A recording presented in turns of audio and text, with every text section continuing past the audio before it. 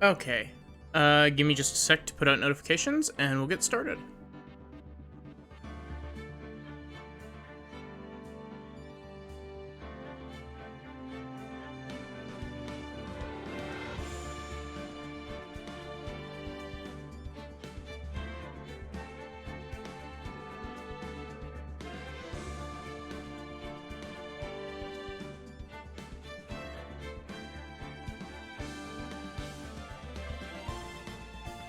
Okay.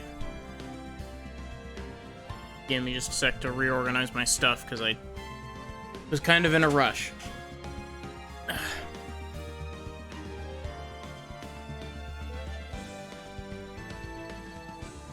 My internet decided that it needed to be reset immediately before I tried to start stream, so,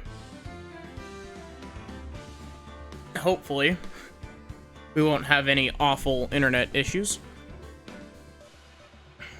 But yeah, hi, and welcome to Phoenix Wright, Ace Attorney. First game. This is not a first-time playthrough.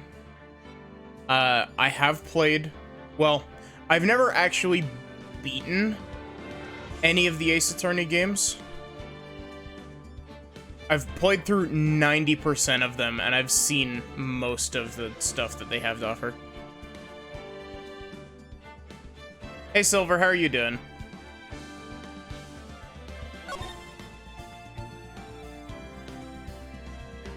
We're playing the HD version just because I don't have the means to capture the non-HD version that looks better.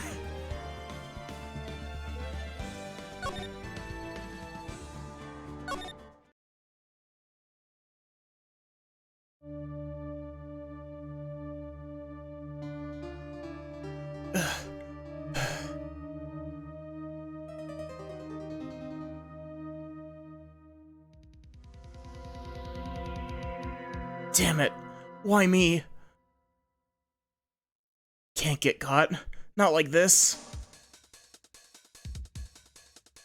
I've got to find someone to pin this on.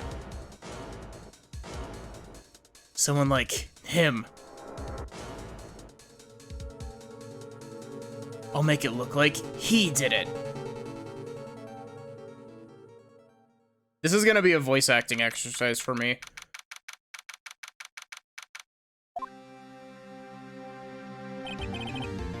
Boy, am I nervous. Right. Oh, hiya, Chief. Yeah, I'm glad I made it on time. Well, I have to say, Phoenix, I'm impressed. Not everyone takes on a murder trial right off the bat like this. It says a lot about you, and your client as well. Thanks. Actually, it's because I owe him a favor. A favor? You mean you knew the defendant before this case? Isn't that a conflict of interest? Yes. Actually, I kind of owe my current job to him. He's one of the reasons I became an attorney. Well, that's news to me. I want to help him out in, Wow, Phoenix, that was a really good impression of me. I want to help him out in any way I can. I just really want to help him. I owe him that much. It's over! My life, everything, it's all over!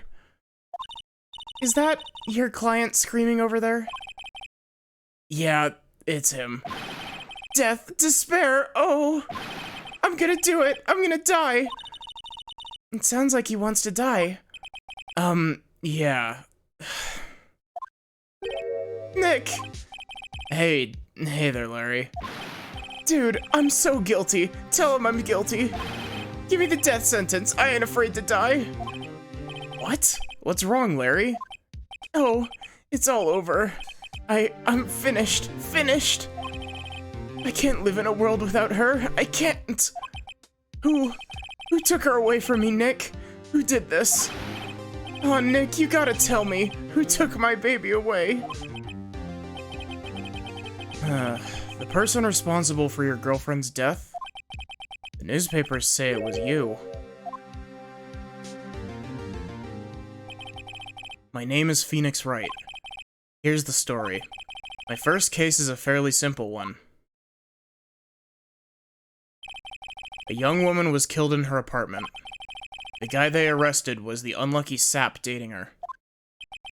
Larry Butts. My best friend since grade school. Our school had a saying, when something smells, it's usually the butts. In the 23 years I've known him, it's usually been true. He has a knack for getting himself in trouble. One thing I can say, though, it's usually not his fault. He just has terrible luck. But I know better than anyone that he's a good guy at heart. That, and I owe him one, which is why I took the case, to clear his name. And that's just what I'm gonna do.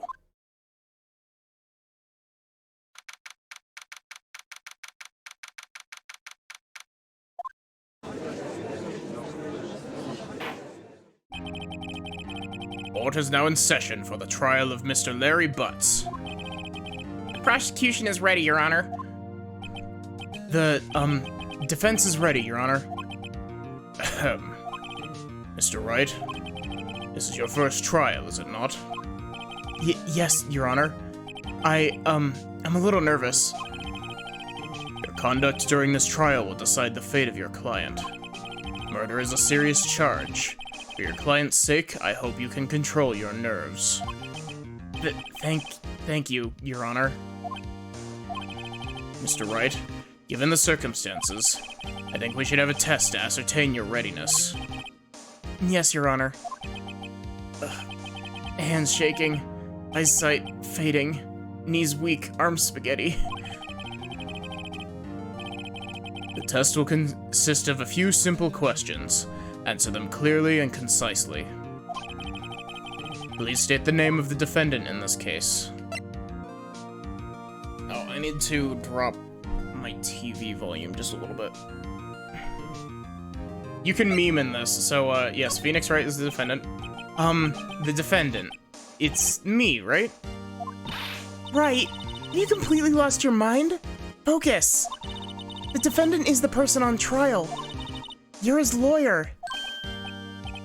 Oh yeah, right. This is no laughing matter. You did pass the bar, didn't you? Sorry, I couldn't quite hear your answer. I'll ask once more. Please state the name of the defendant in this case. It's Mia Fey. The, defendant? That's, Mia Fey? Wrong, right? Look, I have to leave. I have to go home. I'm expecting a delivery. Ah, come on, Chief. There's no need to be going so soon, is there? Listen, Wright.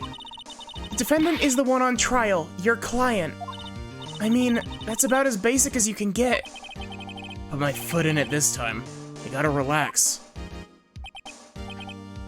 Sorry, I couldn't hear your answer. I'll ask once more. Please state the name of the defendant. It's Larry Butts. The defendant? Well, that's Larry Butts, Your Honor. Correct. Just keep your wits about you and you'll do fine. Next question. This is a murder trial. Tell me, what's the victim's name? Yeah, I know this one. Glad I read the case report cover to cover so many times. It's... wait, uh-oh. No way. I totally forgot. I'm drawing a total blank here. Phoenix, are you absolutely sure you're up to this? You don't even know the victim's name? Oh, the victim. Of course. I know the victim's name. I just forgot. Temporarily. I think I feel a migraine coming on. Look, the victim's name is listed in the court record. Just press the R button and take a look at it anytime, okay? Remember to check it often. Do it for me, please. I'm begging you. Mr. Wright, who is the victim in this case? Cinderblock. I'm not gonna exhaust every single dialogue option, but the, saying that Mia Fey is the victim is very funny. Mia Fey? What? How can I be the victim? Oh, right, sorry. It was the first name that popped into my head, and... The court record button. Remember to use it when you're in a pinch with the R button. Let me ask that once again. Mr. Wright, who's the victim in this case? It's Cindy Stone. I don't even need to look at the court record. The victim's name is Cindy Stone. Correct. Now, tell me, what was the cause of death? She died because she was hit with a blunt object. She was struck once by a blunt object. Correct. You've answered all my questions. I see no reason why we shouldn't proceed. You seem much more relaxed, Mr. Wright. Good for you. Thank you, Your Honor. Because I don't feel relaxed, that's for sure. Well then, first, a question for the prosecution. Mr. Payne? Yes, Your Honor. As Mr. Wright told us, the victim was struck with a blunt object. Would you care to, or would you explain to the court just what that object was? The murder weapon was the statue of the Thinker. It was found lying on the floor next to the victim. I see. The court accepts it into evidence. Right. Be sure to pay attention to any evidence added during the trial. That evidence is the only ammunition you have in court. Use the R button to check the court record. You've already told me this like 5 times. Mr. Payne, the prosecution may call its first witness. The prosecution calls the defendant, Mr. Butts, to the stand. Chief, what do I do now? Pay attention.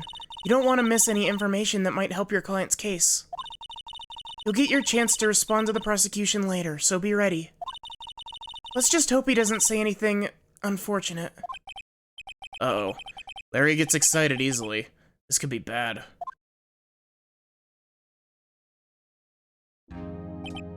Ahem. Mr. Butts, is it not true that the victim had recently dumped you? Hey, watch it, buddy! We were great together. We were Romeo and Juliet, Cleopatra and Mark Antony. Didn't they all die? I wasn't dumped. She just wasn't taking my phone calls or seeing me, ever. What is it to you anyway? Mr. Butts, what you describe is generally what we mean by dumped. In fact, she had completely abandoned you and was seeing other men. She had just returned from overseas with one of them the day before the murder. What do you mean, one of them? Lies, all of it, lies. I don't believe a single word of it. Your Honor, the victim's passport. I like that the sprite for the passport is high definition enough that you can see that it says United States of America on it. Like, the original sprite for this in the DS and GBA versions is very crunchy. According to this, she was in Paris until the day before she died. Indeed. He appears to have returned the day before the murder. Dude, no way! The victim was a model, but did not have a large income. It appears that she had several sugar daddies. Daddies? Sugar? Yes, older men who gave her money and gifts. She took their money and used it to support her lifestyle. Dude! We can clearly see what kind of woman this Miss Stone was. Rude. Tell me, Mr. Butts, what do you think of her now? Right. I don't think you want him to answer that question. Yeah, Larry has a way of running his mouth in all the wrong directions. Should I? Stop him from answering. My client had no idea the victim was seeing other men. That question is irrelevant to this case. Ah. Dude, Nick, what do you mean irrelevant? That cheating she-dog? I'm gonna die. I'm just gonna drop dead. Yeah, and when I meet her in the afterlife, I'm gonna get to the bottom of this. Let's continue with the trial, shall we? I believe the accused's motive is clear to everyone. Yes, quite. Oh boy, this is so not looking good. Next question. You went to the victim's apartment on the day of the murder, did you not? Well, did you or did you not? Well, maybe I did and maybe I didn't. Uh-oh. He went. What do I do? Have him answer honestly. I know. I'll send him a signal. Tell the truth. Yeah, I was there. I went. Order. Well, Mr. Butts. Dude, chill. She wasn't home, man. So, like, I didn't see her. Your Honor, the defendant is lying. Lying? The prosecution would like to call a witness who can prove Mr. Butts is lying. Well, that simplifies matters. Who is your witness? The man who found the victim's body, just before making the gruesome discovery. He saw the defendant fleeing the scene of the crime. Larry and Payne's voices are kind of mashing together. By accident, at least a little bit.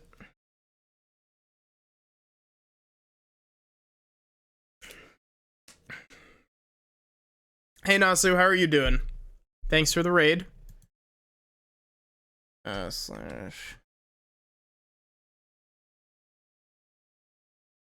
How it goes the court dates. They're going. We only just started a couple minutes ago.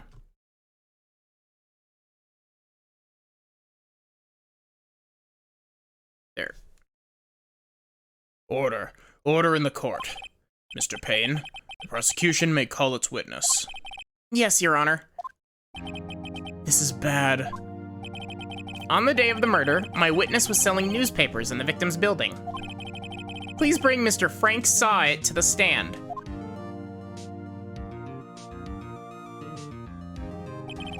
Mr. Sahwit, you sell newspaper subscriptions, is this correct? Oh yes, newspapers, yes. Mr. Sahwit, you may proceed with your testimony.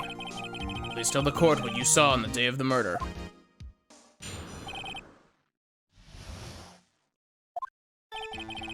I was going door to door, selling subscriptions when I saw a man fleeing an apartment.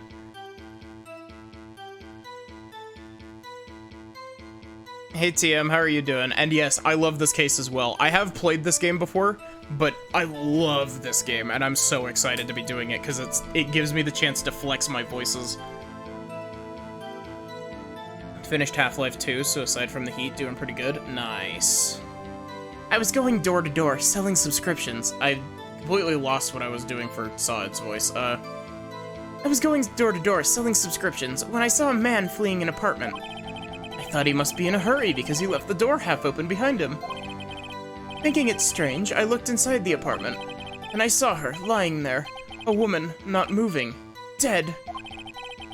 I quailed in fright and found myself unable to go inside. I thought to call the police immediately. However, the phone in her apartment wasn't working. I went to a nearby park and found a public phone. You've never played an Ace Attorney game, Nasu?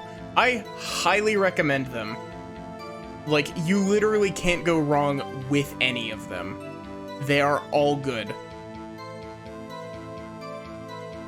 Though I highly recommend just playing the trilogy first. But I went to a nearby park and found a public phone. I remember the time exactly. It was 1 p.m. The man who ran was, without a doubt, the defendant sitting right over there. Aren't they Nintendo exclusive? The trilogy is on everything now. And, I forget, the Great Ace Attorney is, on PC and Switch, right? I don't know if the Great Ace Attorney is on everything. But, the 4th, 5th, and 6th game are, kind of in a weird spot currently, because Capcom still hasn't ported them off of the 3DS.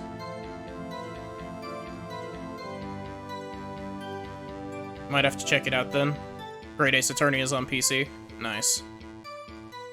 I've played the first little bit of Great Ace Attorney, and I've played most of the trilogy, but I haven't played all of the trilogy.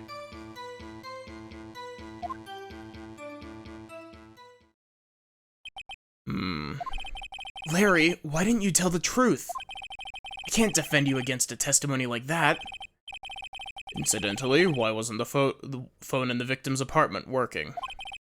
Your Honor, at the time of the murder, there was a blackout in the building. Aren't phones supposed to work during a blackout? Yes, Your Honor. However, some cordless phones do not function normally. The phone that Mr. Sahwit used was one of those.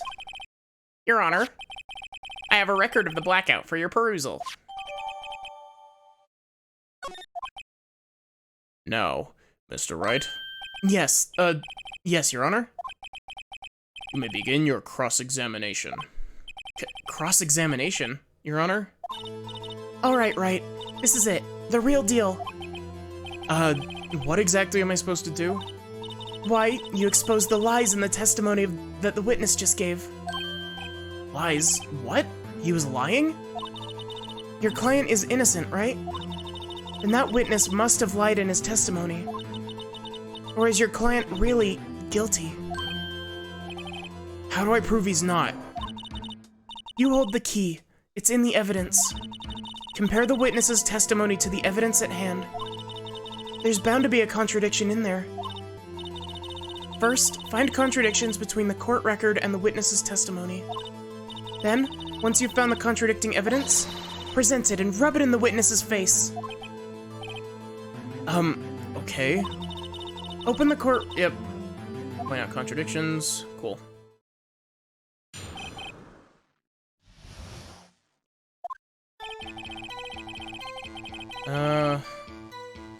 We do actually have access to pressing already. I was going door to door selling subscriptions when I saw a man fleeing an apartment. Isn't a man leaving an apartment a common sight? I find it odd that you would take notice of him. I don't know. He just seemed strange to me, that's all. Like he was mad and yet frightened at the same time. Just like a criminal fleeing from the scene of a crime. The defense requests that the witness refrain from conjecture. Of course. What the witness means is that the man he saw looked suspicious. So, what happened next? Thought he must be in a hurry because he left the door half open behind him. Half open? Or half open, you say? Yes, yes, the door was open halfway, yes. I watched for a moment, but no one came to close the door. That's odd. In a big city like this, that's odd in a big city like this, I thought. I see. And what happened next? Thinking it strange, I looked inside the apartment. What gave you the idea to do that? Well, the door was half open, you see? Isn't it only human to want to peek? We climb mountains because they're there. It's the same thing. Truer words have never been spoken. Anyone would look inside. Why did Payne cut him off so quickly? So you looked into the apartment. What happened then? Then I saw her, lying there. A woman, not moving, dead. I'm just going through the... I do want to read most of the pressing dialogue, because the pressing dialogue is really good 9 times out of 10. Are you sure she was dead? Well, no, I guess I wasn't. But she wasn't moving at all, and there was blood everywhere. Guess that would look fatal to anyone. Very well, what happened next? I quailed in fright and found myself unable to go inside. So you didn't touch anything in the apartment? Yes. I mean, no, nothing. Okay, what happened next? I thought to call the police immediately. Sahwit's voice is all over the place. I can't nail down a single voice for him. You thought to call the police? Does that mean you didn't actually call them? Please, please. Listen to the rest of the testimony. You thought to call the police. What happened next? However, the phone in her apartment wasn't working. Oh, whoops. Phone in her apartment wasn't working? Yes, I mean no. No, it wasn't. Right. You said you didn't go into the apartment, or did you? Oh, that? I can explain that. There was a cordless phone on a shelf in the entryway. I reached inside and tried using that to call. And that phone wasn't working, correct? What happened next?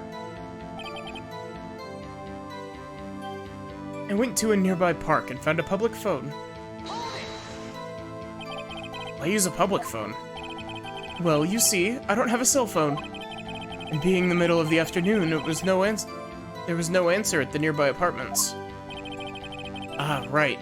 What time did you call again?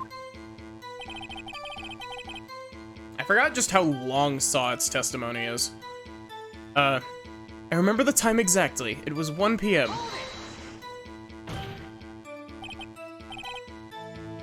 1 p.m.? Are you certain? Yes, absolutely. Seems really confident. 1 p.m.? Right, doesn't that seem strange to you? Present some evidence to contradict him. The man who ran was without a doubt the defendant sitting right over there.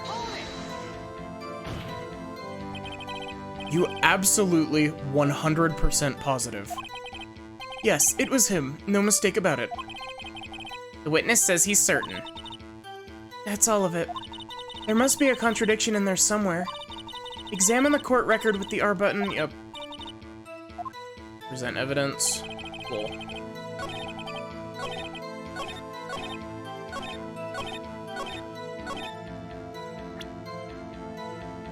I am an attorney. So yeah. Time of death, 4 p.m. to 5 p.m. You found the body at 1 p.m. You're sure? Yes, it was 1 p.m. for certain. Frankly, I find that hard to believe. Your statement directly contradicts the autopsy report. The autopsy notes the time of death at sometime after 4 p.m. There was no body to find at 1 p.m. How do you explain this 3-hour gap? Yeah, the music is, Oh, This is trivial. The witness merely forgot the time. After his testimony, I find that hard to believe. Mr. Sahwit, why were you so certain that you found the body at 1 p.m.? Gee, that's a really good question. Great job, Wright. Way to put him on the spot. That's all you have to do. Point out contradictions. Lies always beget more lies. See through one, and their whole story falls apart. Wait, I remember now. Would you care to give your testimony again?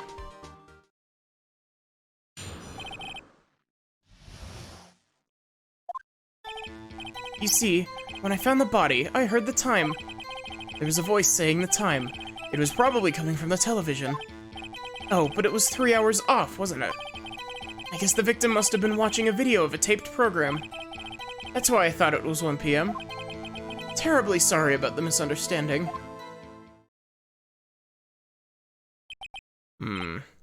I see. You heard a voice saying the time on a taped program. Mr. Wright, you may cross-examine the witness. Right. You know what to do. I've got this one.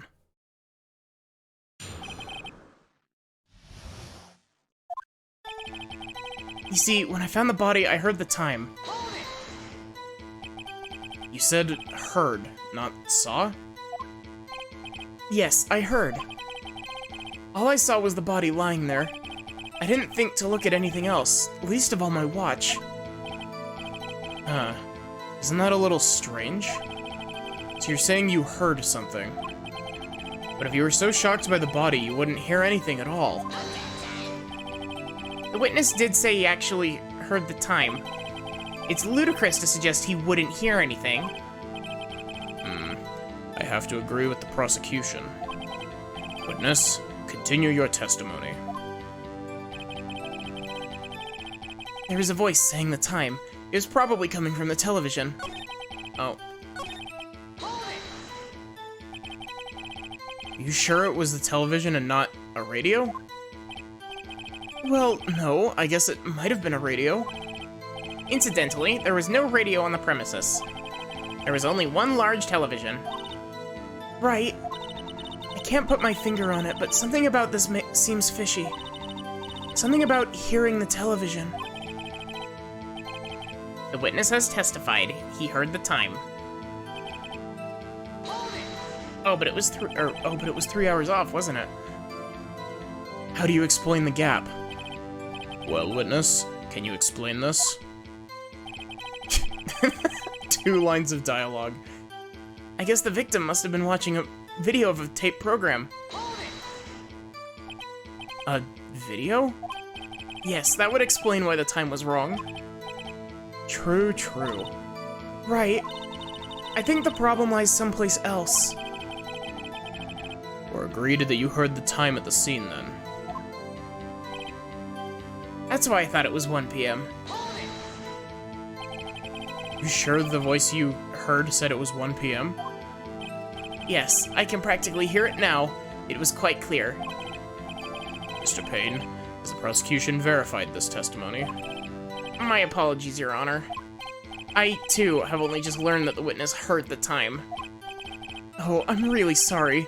I only remembered it just now.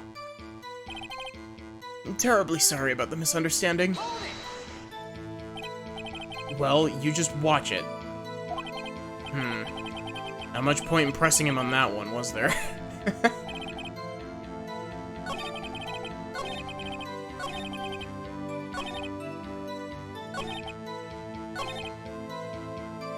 There was a blackout, though.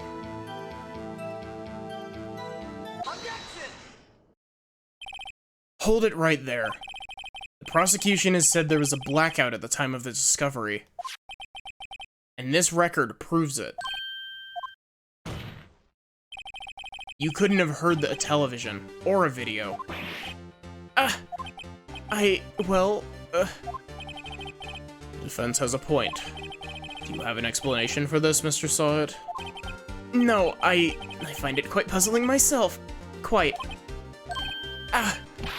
Wait, I remember now. Mr. Sahwit, the court would prefer to hear an accurate testimony from the beginning.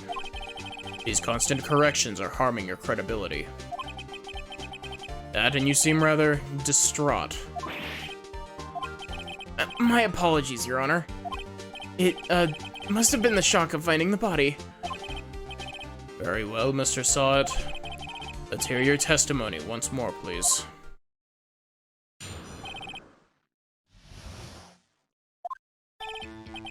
Actually, I didn't hear the time. I saw it. There was a table clock in the apartment, wasn't there? Yeah, the murder weapon. The killer used it to hit the victim. That must have been what I saw. You saw a clock? I guess that would explain it. The defense may cross-examine the witness. Gladly.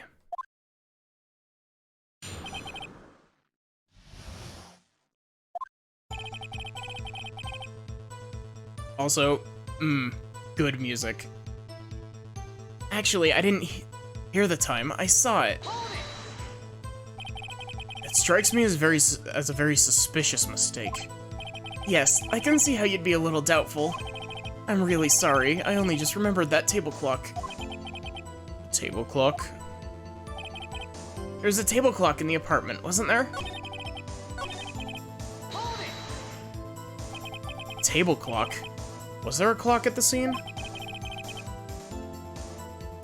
I really like Apollo Justice's cross-examination theme, but I also really like the first Great Ace Attorneys. This is the first I've heard of it. Yeah, the murder weapon. The killer used it to hit the victim. The murder weapon? Yes, the table clock that was used as a weapon. That's what I just said. Did you doze off in the middle of my testimony or something? Something's fishy here. That must have been what I saw. Why didn't you tell us that in the first place? I guess it just slipped my mind. I'm not really sure how it happened myself. Wow, Sahwit's voice and Payne's are getting very close, aren't they? The witness says he saw the table clock. End of story. Now, find the contradiction. Yes, the murder weapon is not a clock. Wait just a moment. The murder weapon wasn't a clock. It was this statue. Now, how is this supposed to be a clock? What? You with your objections and your evidence? Just who do you think you are? Just answer the question, Mr. Sahwit. Hey, I saw it there, okay? That's a clock. Your Honor, if I may. Yes, Mr. Payne? As the witness stated, the statue is indeed a clock. The neck is a switch. You just tilt it and it says the time out loud. As it doesn't look like a clock, I submitted it as a statue. My apologies. I see. So, the murder weapon was a table clock after all. Well, Mr. Wright, it appears that the witness's testimony was correct. This is a clock. Do you have any problems with this testimony now? Yes, of course. Your Honor, there's a gaping hole in the witness's testimony. The only way he could have known that the weapon was a clock is to hold it in his hand. Yet the witness testified that he never entered the apartment. Clearly a contradiction. Indeed. The witness knew it was a clock because he went into the apartment. You're lying. You were inside the apartment on the day of the murder. Oh yeah? Prove it. Prove I went in there. I'll do better than that. I can prove you were the one who killed her. You struck her with the clock, and the shock of the blow triggered the clock's voice. That was the sound you heard.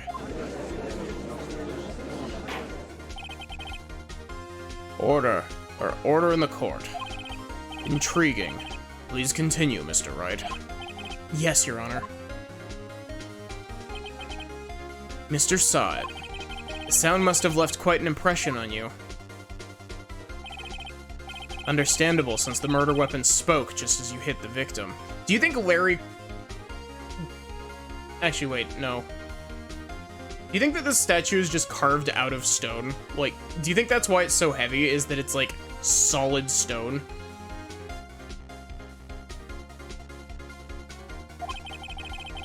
Did I read that? Understandable, since the murder weapon spoke just as you hit the victim.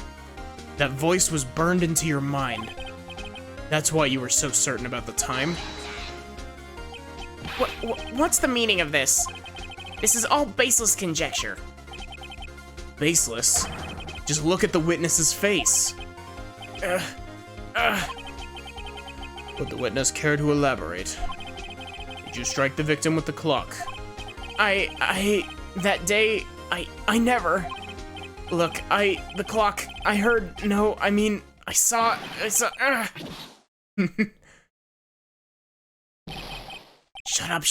up! I hate you! It was him, I tell you. I saw him. He killed her, and he should burn! Burn! Give him death!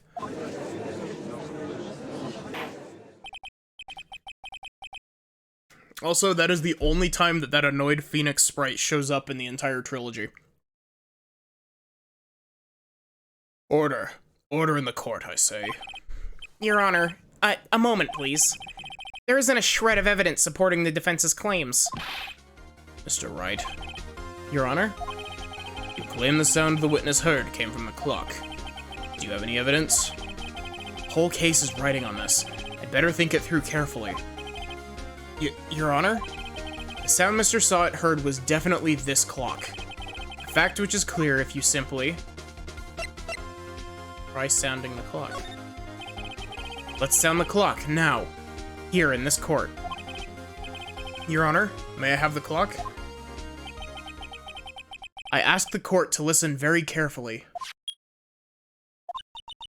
I think it's 8:25. That certainly is a strange way to announce the time. Well, he is the thinker, after all. So, we've heard the clock. What are your conclusions, Mr. Wright? Mr. Payne, can you tell me what time it is now? It's 11:25. As you can see, this clock is exactly 3 hours slow. Precisely the discrepancy between what Mr. Sahwit heard and the actual time of death. So, Mr. Sahwit, try to talk your way out of this one. Ha! You forgot one thing. Oh, what's he talking about now? While it may seem like that clock is running 3 hours slow, it proves nothing. How do you know it was running 3 hours slow on the day of the murder? If you can't prove that, you don't have a case. He's right. How am I going to prove that? Damn it, I was so close. Mr. Wright, it seems you lack the critical evidence to support your claim. Yes, Your Honor. This means I cannot let you indict the witness. Unfortunately, this ends the cross-examination of Mr. Frank Sahwit. Come all the way down here to testify and look what happens. You treat me like a criminal! A criminal! You liars are all slime. Ugh, I almost had him. Sorry, Larry. I failed you. There's nothing I can do about it now. Not so fast, Mr. Sahwit. Chief.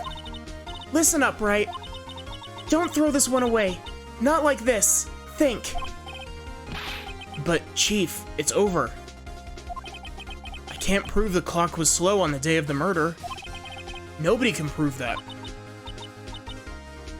Well, yes. But that doesn't mean you can't still win. Try thinking out of the box. Don't waste time doubting the facts. Assume the clock was 3 hours slow and think through it. Ask yourself, why was the clock 3 hours slow? Figure out the reason and you'll have your proof. Right? Can you think of a reason why the clock would be 3 hours slow? Yes. Wait. Maybe I can prove it. You must have the evidence somewhere that can prove it, right? Find it and let them have it. Well, Mr. Wright, you say the clock was already running slow on the day of the murder. Have you found evidence to support this claim? Of course. There's a piece of evidence in the court record that can prove my claim beyond a doubt. Ha! Tough words. Let's see you pull this one off. Let's see this evidence that proves why the clock was running slow. It's the passport. She was in Paris. The victim had just returned home from abroad the day before the murder. As we all know, the time difference between here and Paris is 9 hours. When it's 4 p.m. here, it's 1 a.m. the next day there. The clock wasn't 3 hours slow, it was 9 hours fast. The victim hadn't reset her clock since returning home. That's why the time you heard when you struck her dead in the apartment was wrong. Proof enough for you, Mr. Sahwit? Or should I say, Mr. Did It? Ugh.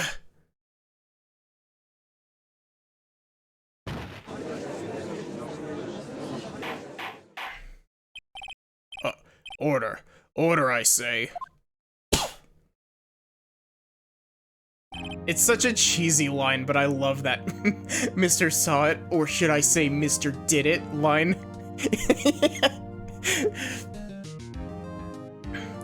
Well, this case has certainly turned out differently than we all expected.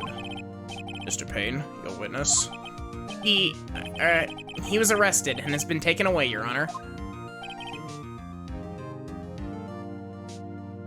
Very well. Mr. Wright? Yes, Your Honor? I have to say, I'm impressed. I don't think I've ever seen someone complete a defense so quickly. Sorry, give me a sec.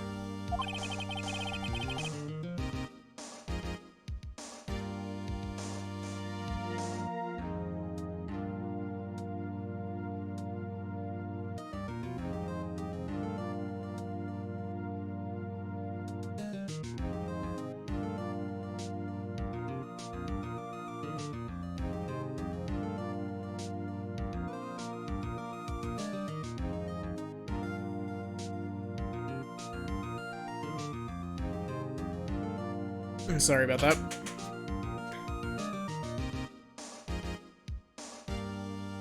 As much as I love doing voices, they all dry out my throat really badly. Mia's voice especially dries out my voice. And find the true culprit at the same time. Thank you, Your Honor. At this point, this is only a formality, but this court finds the defendant, Mr. Larry Butts, not guilty.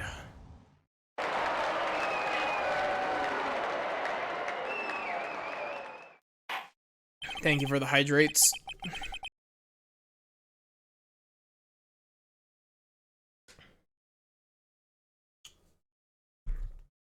And with that, this court is adjourned.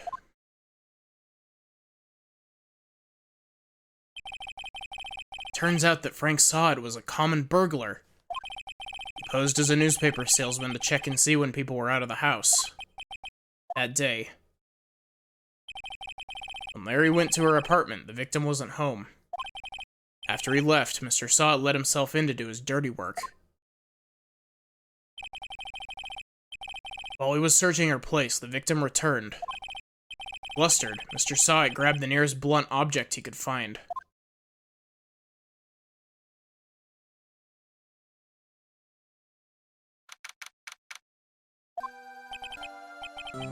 Ew. Still can't believe we won. Right. Good job in there. Congratulations. Thanks, Chief. I owe it all to you. Not at all. Not at all. You fought your own battles in there. It's been a while since I've seen a trial end on such a satisfying note. I've never seen the Chief looking this happy. She's this glad, imagine how Larry must feel. My life is over. Larry, you're supposed to be happy. What's wrong now? Aw, Nick. Don't worry about me. I'll be dead and gone soon. Good. Wait. No. I mean, bad. Bad. Larry, you're innocent. Case is closed. But my Cindy Windy's gone, man. Gone forever. Larry, she was a... Nah, never mind. Congratulations, Harry. Harry? Yes, you. I can practically see the headlines now. Harry Butts, innocent. Thanks. I really owe you one. I won't forget this, ever. Let's celebrate. Dinner, movie, my treat. Oh no, I couldn't. Hey, I was the one who got you off the hook. Oh, hey. Here, take this. It's a present. A present? For me? Wait, wasn't this the evidence that... Actually, I made this clock for her. I made one for her and one for me. Really? You made this? Well, thank you. I'll keep it as a memento. Yo, Nick. Can you believe it? I was so into that chick. And she was just playing me for a fool. Don't that make you want to just cry? Larry. Are you so sure? Excuse me? I think she thought quite a lot of you, in her own way. Nah, you don't gotta sympathize with me. It's okay. Oh, I'm not just sympathizing, really. Isn't that right? Don't you have something to show your friend? Something that proves how she felt about him? Huh? Oh, yeah, right. What the heck is she talking about?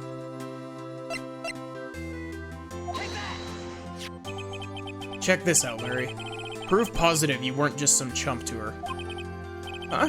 What about that clock? This is the clock that you made for her, Larry. And she took it with her when she traveled. Whatever. She probably just needed a clock, that's all. You think so? It's a pretty heavy clock to take traveling. Well, make of it what you will. Hey, Nick. I'm glad I asked you to be my lawyer. Really, I am. Thanks. Hope that made him feel a little better.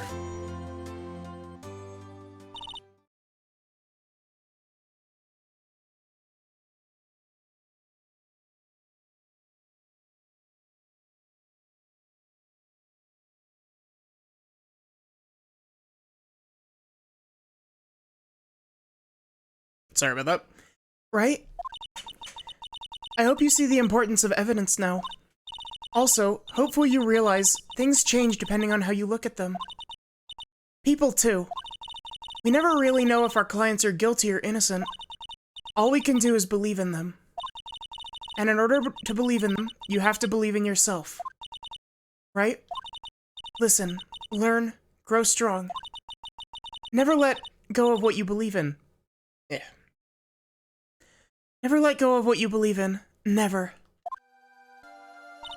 Well, I think our work here is done. Shall we be off? Yeah, I guess so. Say, how about dinner, on me? We'll drink a toast to innocent butts. Yeah. Oh, speaking of Harry, you were saying part of why you became a lawyer was because of him. Yeah, part at least. You'll have to tell me more about it sometime. Maybe over drinks? And so, my first trial came to a close. Larry slapped me on the back and said, "Gee, Nick, it's good to have friends. But I'm pretty sure he's not going to pay us, unless you count the clock he gave Mia." I didn't know it then, but that clock was soon going to be at the center of another incident. And my promise to tell the chief about me and Larry would be one promise that I wouldn't be able to keep.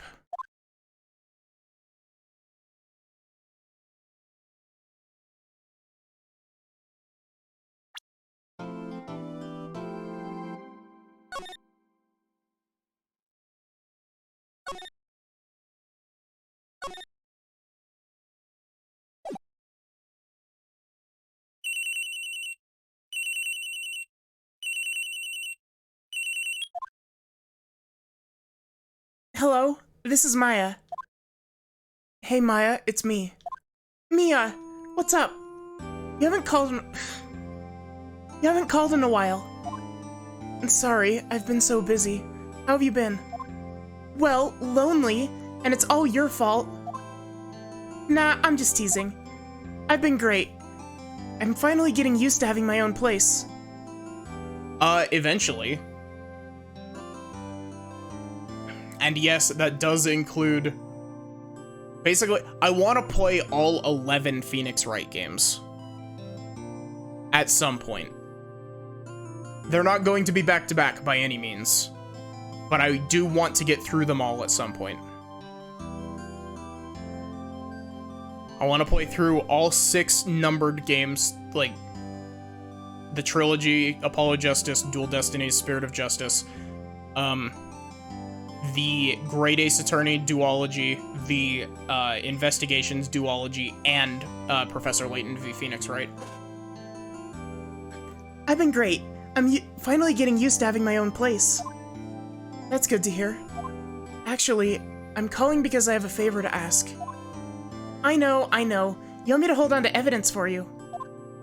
Sharp as always. There's a lot of buzz about the upcoming trial. I just don't feel safe keeping the evidence here. I gotcha. So what's it this time? It's a clock. A clock? Give me 2 seconds. I'm gonna go get proper water instead of flavored water, because the flavored water is not agreeing with my throat right now. So, I will be back in just a moment. It shouldn't be too long.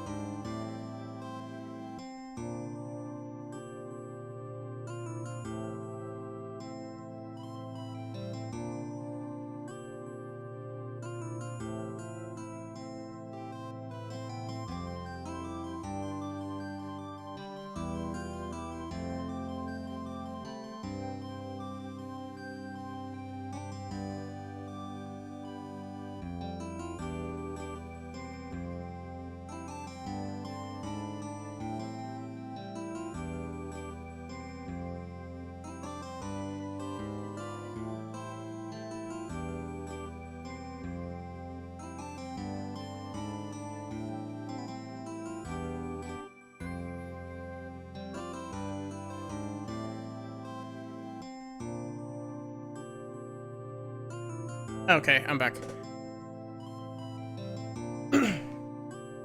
Yeah, it's made to look like that statue, the Thinker. And it tells you the time. I thought you might like it. You always like toys. Hey, I'm not a little girl anymore, sis. Now, you know I'm only teasing. I'm kind of like out of breath. Because I like ran upstairs and then ran back downstairs.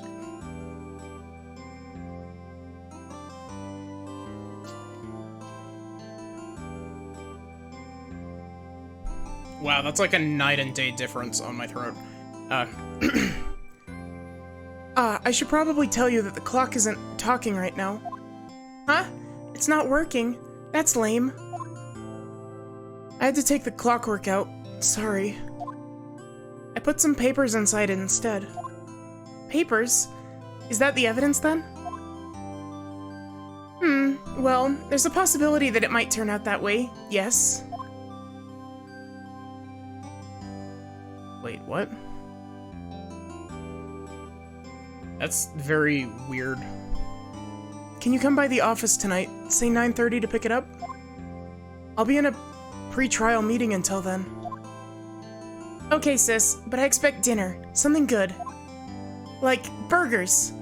I could really go for a good burger. Okay, we'll hit the usual joint. Alright, it's a deal. Okay, sis, see you soon. Yep, I'll be waiting, Maya.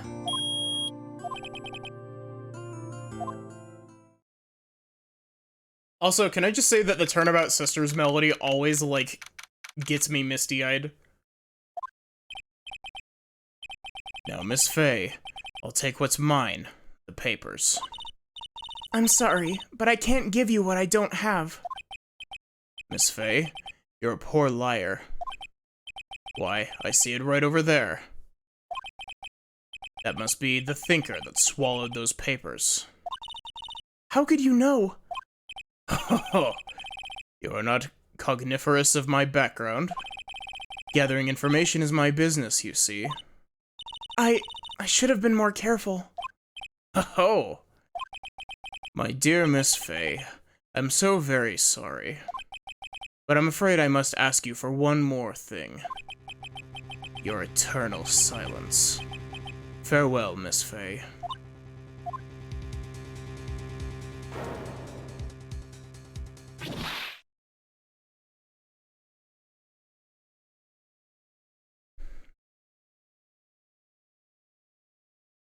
Red, white, blue.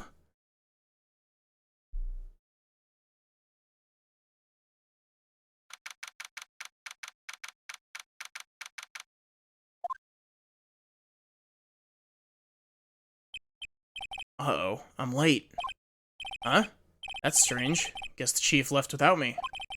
She said her sister was coming over, so we should all go out for dinner. Alternate universe where, Mia doesn't get killed here, and they actually just all get to go out and have burgers together. What's that smell? Blood. Mia! Maybe she's in her office.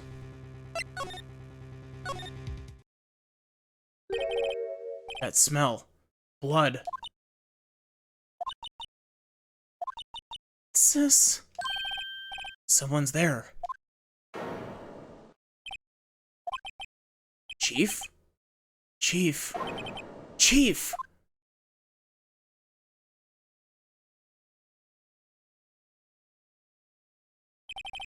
Who are you?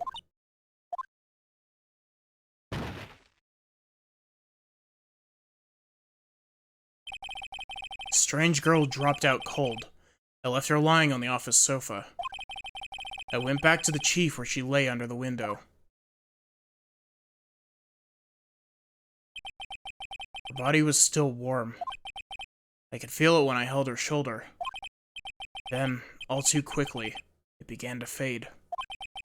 Until finally she was cold. Chief. Some shards of glass are scattered on the floor. They seem to be the remains of a glass light stand. Can can I just say, like, as much as I like the pixel art aesthetic of the older ports of the trilogy, like, I am so glad that they backported the improved investigation from the later games. There's a large building right across from the office. The Gatewater Hotel. Nice, luxurious place. Definitely didn't have a wiretapping scandal. It's encrusted with dried blood. How ironic that this became the murder weapon. Again.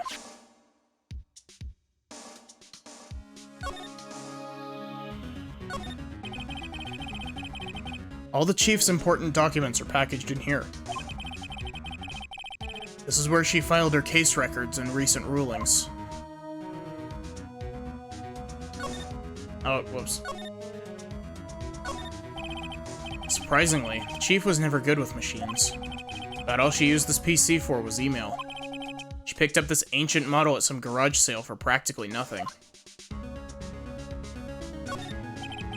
Fei & Co. ledger book. Everything's written in the chief's ultra-neat handwriting. It's a small office, but it makes a good bit of money. Chief's chair. Simple, functional design. Feels pretty good to sit in, too. Right. I better call the police. That's funny. A few of the screws on the receiver are missing. It looks like someone was halfway through taking it apart.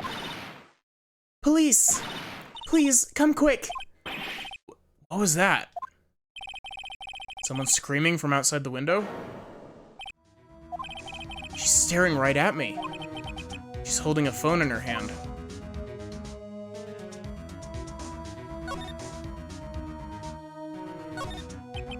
Chief. It's hard seeing her like this, but if there are any clues here, she struck on the head with a blunt object. She probably died instantly. The thinker lying next to her must have been the murder weapon. There's some glass shards near the chief's body. Must be the pieces of the glass light stand laying broken in the back of the room. Nothing else that seems like a clue here. Piece of paper. Must have fallen from Mia's hand. What could it be?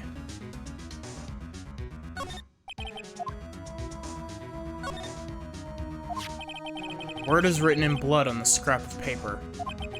Maya. Did Mia write this? This piece of paper is a receipt from a department store, dated yesterday. I think that's enough snooping around for now. I'd better call the police. Find out what that girl was doing here.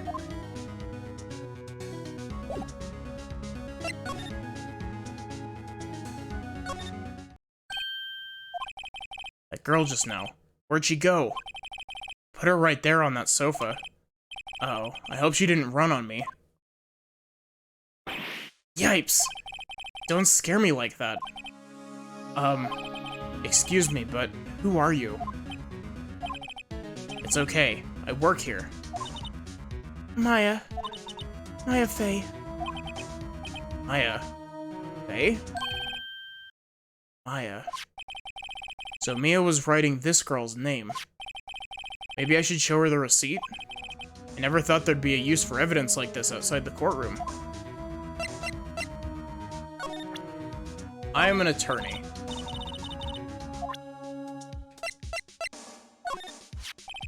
Before Mia died, she wrote a message with her own blood.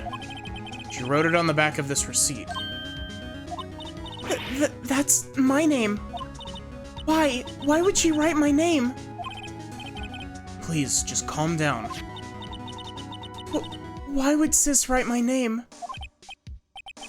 Uh-oh, now I've done it.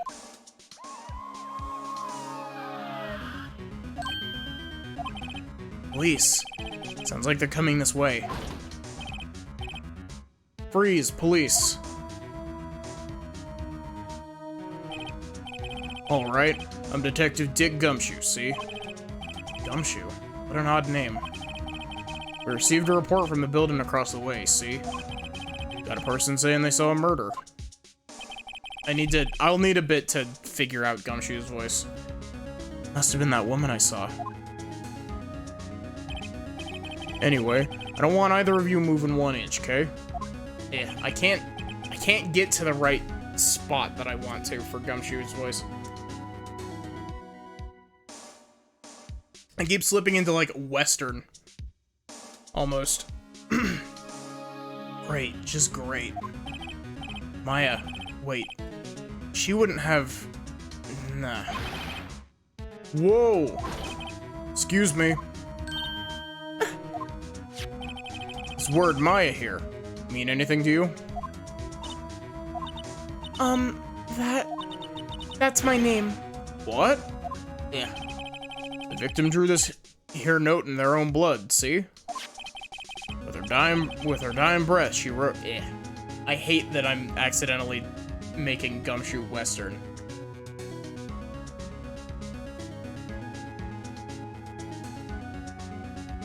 I'm trying to think, like...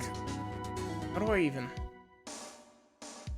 Maybe I'm just gonna go a completely different direction with Gumshoe's voice.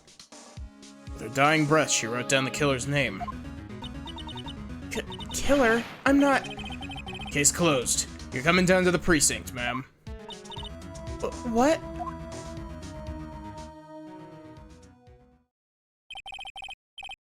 Mia's younger sister, Maya, was arrested on the spot. I was taken in for questioning and didn't get out until the next morning. My eyes were heavy, but I couldn't sleep. I sat around waiting for visiting hours to begin at the detention center. I had to talk to Maya as soon as possible. I'm curious.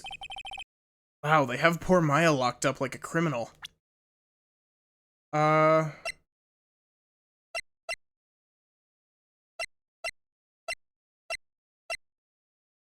was wanting to see if they had a text box transparency option.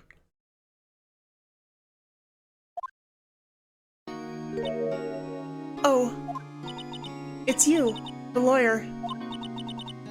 Good morning. Good morning. She looks so tired. Are you going to be my attorney? Well, that's what I wanted to talk to you about. It's up to you. I'd better give it to her straight. It's up to you. Up to me? Yes, I don't think this is something I should decide. After all, you're the one in trouble here. They're never going to believe me, are they? Even you, when you found me in the office, you looked at me like I had done it. Did I look at her like that? No, I never thought... It's okay, I understand. And I've also heard about you. Heard? Heard what about me? I was talking to my sister on the phone the other day. Today was my junior partner's first time in court. Wow, really? How'd that go? It was quite the scene. Honestly, I was on edge the whole time. It's been a while. Ha! So he crashed and burned? He's a genius. One of those strike fear into the hearts of evil types. The only thing he's lacking in is experience. Huh, sounds like it was fun. Well, I know who to go to now if I ever get in trouble. I don't know, Maya. I think you might want to wait. Give him 3 more years. That is, unless you want to be found guilty. Wow, Chief. You really had zero faith in me. That's what she said.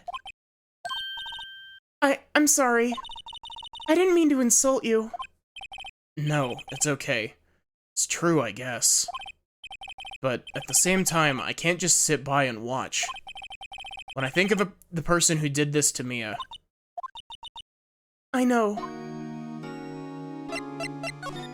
I am an attorney. That's incorrect. I showed this to you earlier, Maya. Something I've been wanting to ask you. Yes? What's with that outfit? Oh, this? This is what all the acolytes wear. It's my uniform, you could say. Acolytes? Like people in religious training? What is it you do? Oh, it's nothing strange, really. I'm a spirit medium. In training. A spirit medium? Pretty sure that qualifies as strange. Did you tell me about the day of the murder? Yes. Let's see. That morning, I got a call from my sister. She wanted to make me hold on to she wanted me to hold on to a piece of evidence for an upcoming trial. Evidence? Yes, that clock shaped like the Thinker. The one Larry made. How could that have been evidence in a case? Right. She said something about that. I remember. Do you want to hear it in her own voice? Her own voice? Yes. I'm pretty sure our conversation is on my cell phone. You recorded it? Yeah, I forgot how to delete those things. So, you say you have a conversation with your You say you have a conversation with your sister on your cell phone. That is a typo. Let's hear it. Oh, wait, no. That's not a typo. It's just a, It's weird phrasing. It should be had.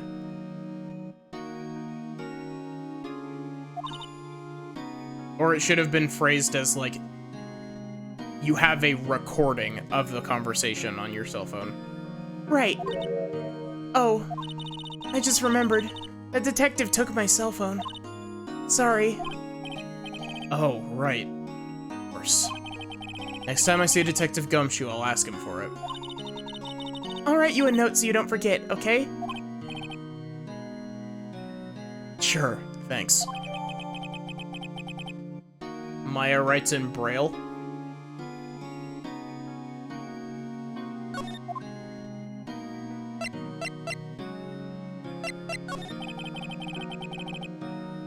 Tell me about. Oh wait. Oh wait. Whoops. I thought that this was a repeat. It's like something like, could you tell me about the day of the murder? I'm sorry. I know it must be hard. And she's just like, no, it's okay. All I've been doing for the last few hours is talking about it. I've kind of gotten used to it. Let's see. That morning, I got a call from my sister. She wanted me to hold on to a piece of evidence for an upcoming trial. That's the Thinker clock that Larry made. Practically qualifies as a serial murderer by now. So then, when did you arrive at the office? It was right around 9. The lights were off, and I could smell blood. Then I found her. My sister. Thanks, Maya. That's all I need to hear for now. So you're an acolyte. A medium in training. That's right. The Fae family, especially the women, have always been very sensitive to the spirit world. Wait a second. You said the Fae family? So Mia was into this stuff too? Of course. She left the mountain to follow her career, she said. Her powers were first class too. I had no idea. Huh. Wait. What? So you're a real, honest-to-goodness spirit medium. Medium. With ESP and all that? Yes, in training. Well, can't you contact Mia's spirit then? We can just ask her who killed her. I'm sorry. I'm still in training. I couldn't do something on that level. I thought that would be too easy. Huh? Something the matter? I was wondering, could I ask you a favor? This is the address of a famous lawyer. My sister gave me this a long time ago. She said if I was ever in trouble, I should call him.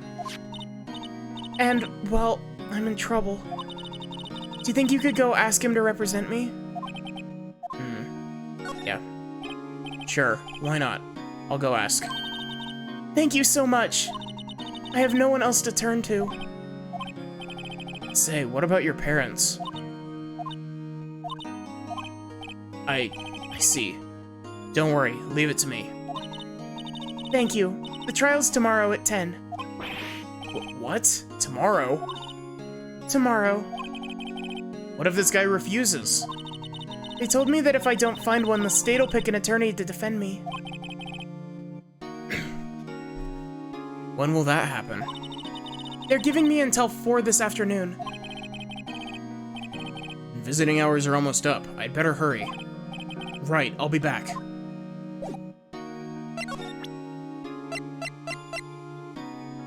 Here. I wanted to ask you about your cell phone. The detective took it when they brought me in. So, Gumshoe took it. I'll have to try to get it back next time I see him. Remember that receipt? Yeah, you mean the one with my name on it? Any idea why she... Absolutely none.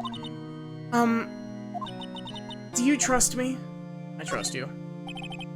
I trust you. Why? Don't you think I did it too? No, don't. It's just a hunch, but... That detective thinks that I did it.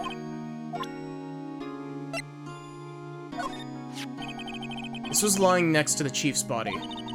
I saw that too. They said they thought those were pieces of a broken light stand. Yeah, that seems about right. Though I'd never heard of a glass light stand before this. I wanted to ask you about the murder weapon. Poor sis. Huh. Better not ask her about this now. Maya, stop lying.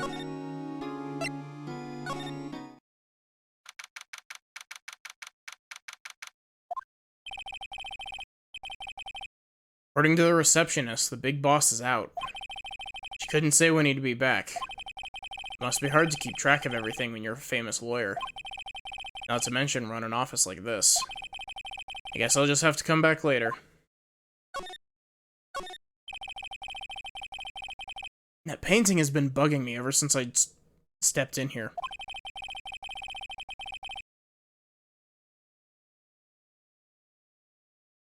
The oil paint is so thick it's practically giving me a stuffed nose. I'm sure the price is nothing to sneeze at either, for that matter.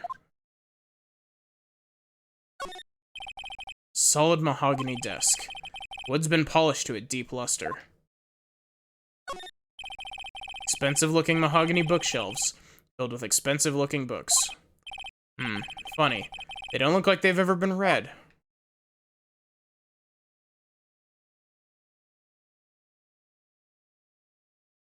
Boy, I'm so glad that I don't have to manually click on everything like you do in the 3DS version. Expensive potted plant. No idea what kind of plant it is, but it's probably the most expensive one available.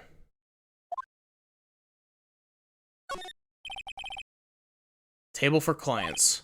An elegant ebony case. And if I'm not mistaken, that lighter's made out of solid gold. Even I can tell someone here's got money to burn. It's supposed to be a lighter? That doesn't look like a lighter at all. Always makes you think of Anchorman. I've never seen Anchorman.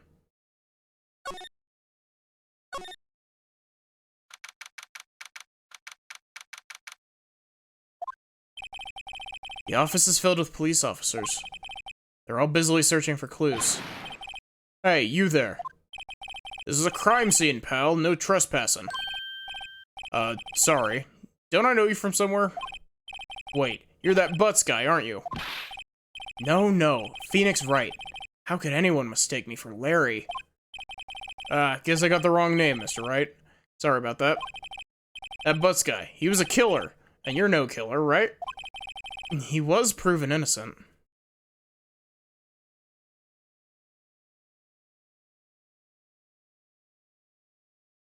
There's a line in it that goes, "My apartment has many leather-bound books and is filled with mahogany furniture." Is that where the whole, meme of, like, putting the emphasis on mahogany, like, mahogany, comes from? Is that where that comes from? Right. And you were...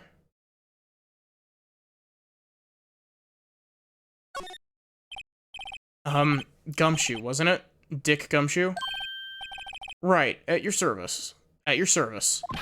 Hang on. That's Detective Gumshoe to you, pal. Anyway, you get the name right. And don't go calling me Dick. Hey, Dick, get over here. Yes, sir. Be right there. You're a lawyer, right, pal? You got business here, you'd better do it quick. Yeah, he thinks I'm Maya's lawyer.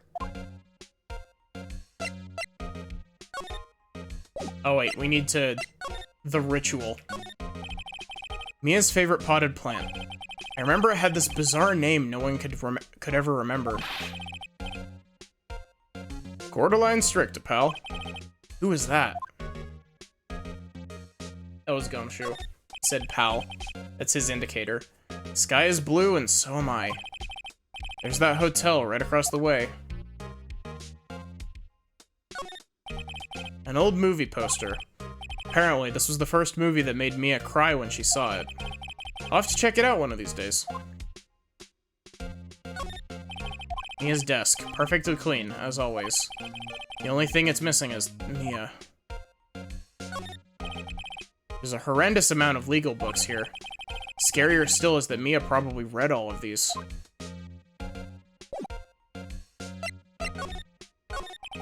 About Miss Faye. Did you do an autopsy? You want to know the results, huh? Now don't you look at me like that, pal. It's no use. She might have been your boss, but that doesn't mean you'll get any special treatment. Alright. You can see the report, but that's all.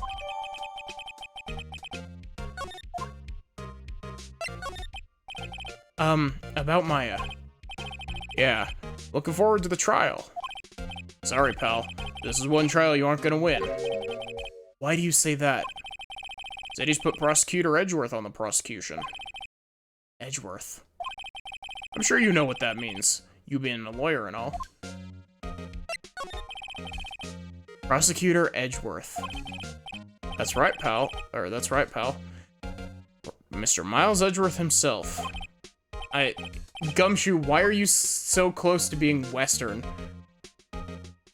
I keep, like, slipping in and out of the, like, roughly where I want his voice to be. Of course I know who Edgeworth is. I know him. He's a feared prosecutor. He doesn't feel pain. He doesn't feel remorse. He won't stop until he gets his guilty verdict. Aw, don't talk about him that way. You make him barely sound human. Still, I'm afraid this pretty much decides the case. So, Edgeworth is on this one. He hasn't lost a case since he became a prosecutor at the incredibly young age of 20. Of course, there are rumors of back alley deals and forged evidence. All that I know for sure is that Edgeworth hates crime with an almost abnormal passion. I never imagined I'd be facing him so soon.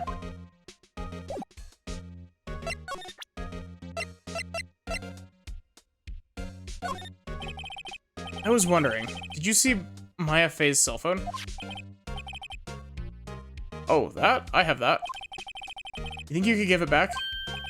Sure. I mean, wait a sec, pal. Tricky lawyer. Uh-oh, he's on to me. Tell it to him straight. If I tell him why I want it, there's no way he'll give it to me. Something matter? Oh, no, it's just, you know, detective. Nope, I know nothing, pal. That cell phone has a lot of numbers on it, like her boyfriend's. Cell phone holds all of a little girl's sweetest and spiciest secrets. You're trying to confuse me. Sorry, pal. I already checked all the numbers in memory. Impressive. You're quite the detective. Uh-huh. Oh, here. You can have the phone back. There weren't any suspicious call records in there, after all. Seems he didn't notice the recorded conversation. I think I might just give Gumshoe, like, a gruff detective voice. Like how they gave him, like how his voice is in the anime. Guess I've asked all the questions I need to. You all done, pal? Yes, thank you. I'll be heading out now. Detective Gumshoe, what happened to your voice? Oh, wait. One more thing I wanted to mention to you. Don't suppose you're planning on talking to the witness. Anyway, you better not. No influence in the witness with your lawyerly ways, pal. Come to think of it, I had completely forgotten about her. The witness? Yeah, Miss April May. Sorry about this, but I can't tell you anything about her. Well, you just told me her name. Miss May, huh?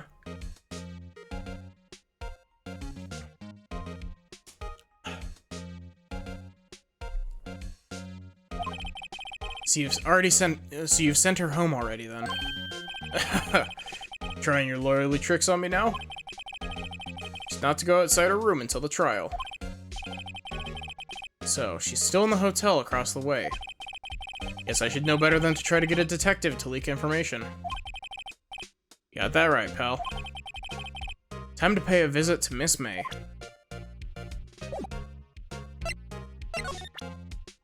I'm an attorney. Huh? What's that? Sorry, pal. I got no info for the likes of you.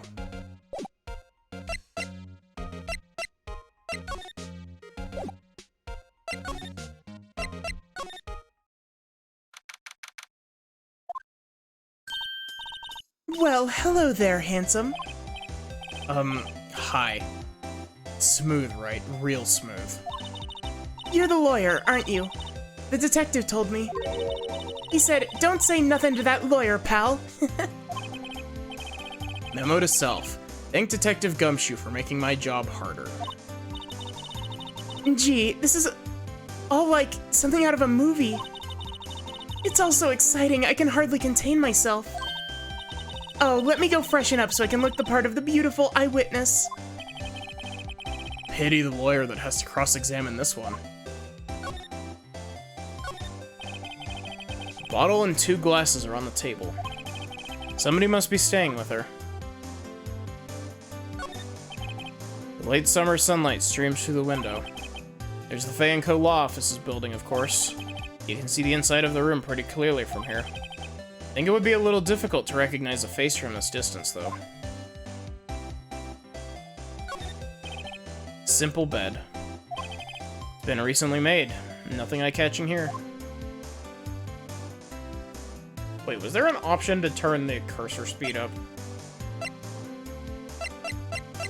No, of course not. A still scene painting. Wait, should that be still life? Whatever, one of those is hanging on the wall.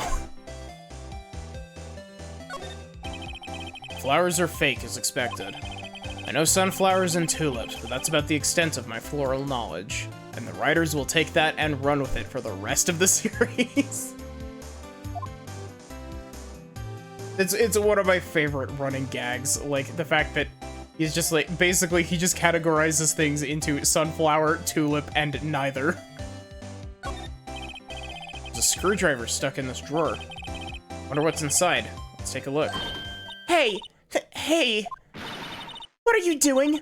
No touching. Oh, bad boy. You really shouldn't pry in other people's rooms now. You wouldn't want to make me upset, would you? Upset? I thought she was going to explode for a second there.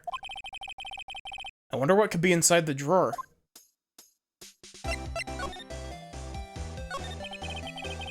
you think you could tell me something? I need you to describe what you observed at the time of the incident. Oh, observe, incident. You sound just like a lawyer in the movies. I like a man with a big vocabulary. Better not encourage her. You know that thing that happened the other day? The bad thing? What did you see when it happened? I don't suppose you could tell me about it. Pretty please? Let me see. Well, dream on. If you want to know, you'll just have to come to court tomorrow, Mr. Lawyer. Oh boy.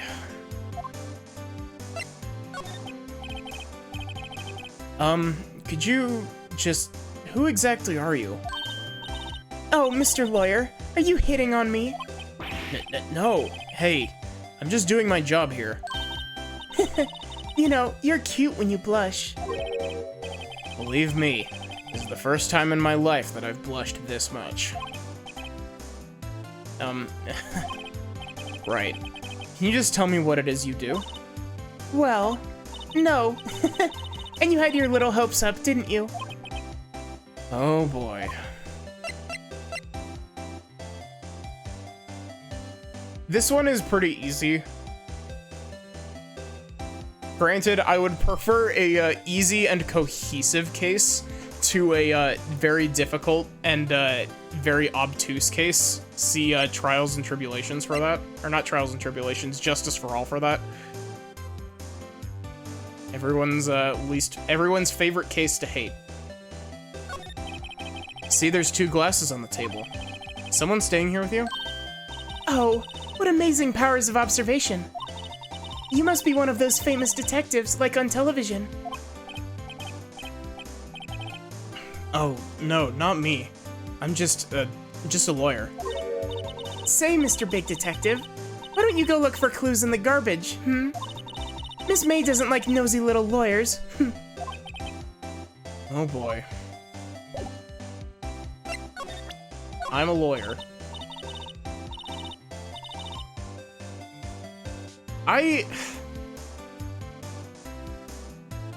Phoenix, the first Ace Attorney game, has this really weird issue of feeling the need to drag every case out to the 3-day limit. And, they mellow out with it in the later games, but, like, you can really feel that they stretched some of these cases to fit 3 days. Excuse me, but I'm a witness. Police witness, you understand? How could I possibly give you any information in good conscience, Me, the witness, just like in the movies.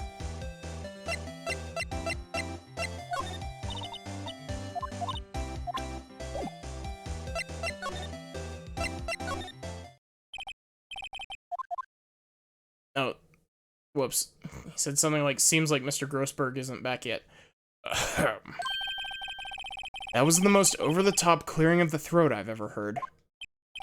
So you're the one they say has been looking for me. Yes, that's me. It looks even grander than I imagined. That badge on your collar. So you're a lawyer, are you now? Yes, well, yes. And what do you want? I'm not particularly busy these days. Please proceed. Not busy? How come no one could get in touch with you? Something the matter? You came to see the one and only Marvin Grossberg, did you not? Well, here I am, boy. What do you want? Out with it. Well, sir, actually, it's about Maya. Maya Fey. Yes. Maya Fey. Go on. Huh? Why the strange reaction? I'm really quite busy here, son. I can't go taking cases on a day's notice. No, it's quite impossible. Wait a second. How did you know the trial was tomorrow? Anyway. I'm afraid it's entirely impossible for me to represent her. Sorry. End of discussion. What's going on? He refused me before I even got the chance to ask him. What do I tell Maya?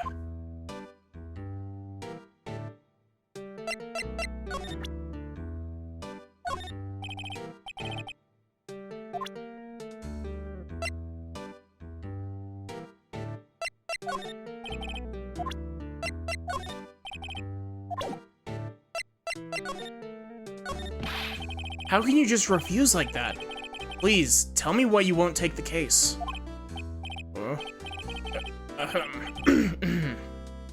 Well, you see, it's just that I'm busy, you see. But the client is Maya Fey's sister. Mia trusted you. She knew her sister would be in good hands. Yes, of course. I know that. However, I'm sorry, but I must refuse. Sorry, goodbye. Creep. Fine. I don't have time to argue with you anyway. I'll go look elsewhere. Think not. Huh? Did you say something? I think not, I said. What do you mean? I'm terribly, terribly sorry. But I'm afraid that no lawyer worth their salt will take on this particular case. Terribly sorry, my boy. Why? I cannot say. I beg for your pardon, but could you leave now? I've nothing more to discuss with you. What's going on here? How did you know Mia Fey? She worked here a long time ago. Quite the apprentice, that one. Learned my techniques in the blink of an eye. She left one day, quite suddenly. Have I played either of the Famicom Detective Club games? No, I have not.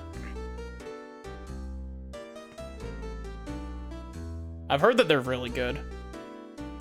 She left one day, quite suddenly. She had a mission, you see. A mission? You could see it in her eyes. She followed it with a burning passion. Never looked back, that one. That's quite a painting. Aha! You noticed.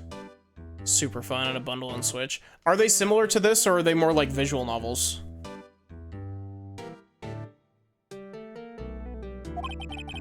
It's my pride and joy.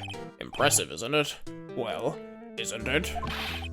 The color of the sky, the hue of the sea, the weave of the straw hat. It's worth at least 3 million, and I have no intention of parting with it, of course. No, I won't sell it. Not even to you. Wasn't interested. It's not for sale. I'm not buying. It's more visual novel, but still similar.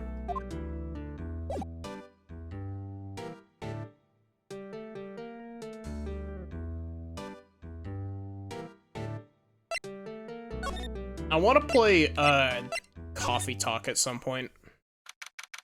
I played Valhalla, and Valhalla is one of my favorite stream games.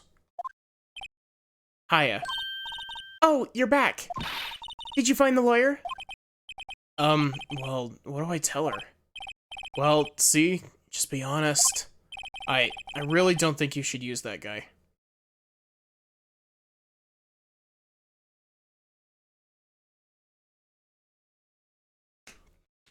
Yeah, Valhalla is fantastic. I love Valhalla.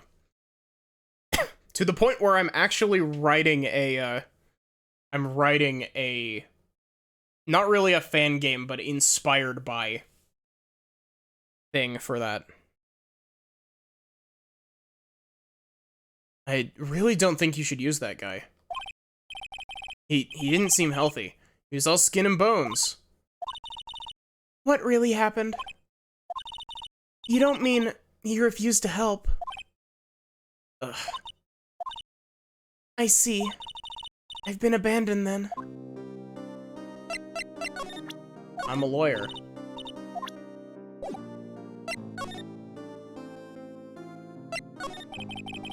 What about your family?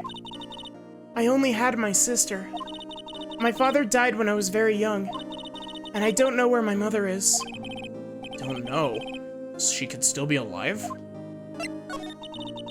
The women in my family have been mediums for generations.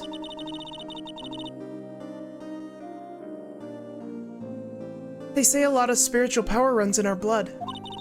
About 15 years ago, our family was involved in an incident. There was a man, and he ruined our mother's life. Ruined?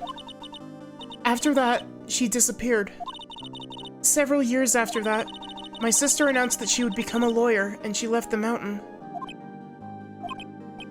So, you live by yourself? Yes, I've gotten used to it. Oh, also, I had to become independent or I would lose my powers. Feel bad for her. All by herself up on that mountain. So, who was this man who, ruined your mother? About 15 years ago, there was an unusual murder case. It made quite a stir. Everyone was talking about it, apparently. The police were running out of leads, and they were getting desperate. Wait, they didn't use a spirit medium, did they? The police convinced my mother to try to contact the victim. Wow. So, what happened? The case was solved, we thought. You thought? The man my mother had helped the police capture was innocent. The police's consultation with the medium had all been carried out in secret, of course. But a man found out about it and leaked it to the press. He told all the papers that my mother was a fraud, and the media jumped on it big time.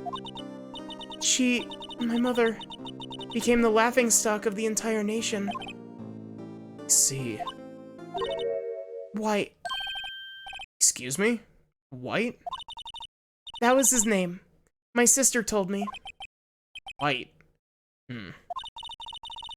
Just a little longer now before the state-appointed lawyer comes, I guess. 4 p.m. Time's up. What should I do? Do I just leave her and go home? I've made up my mind. I'm going to defend you whether you want me to or not. Why? Why? Well, I can't abandon you. No one is as sad as a person without any friends. I know. I've been there a long time ago. Why did I become a lawyer in the first place? Because someone has to look out for the people who have no one on their side. Maya, I won't abandon you. You can count on me. That's so kind of you.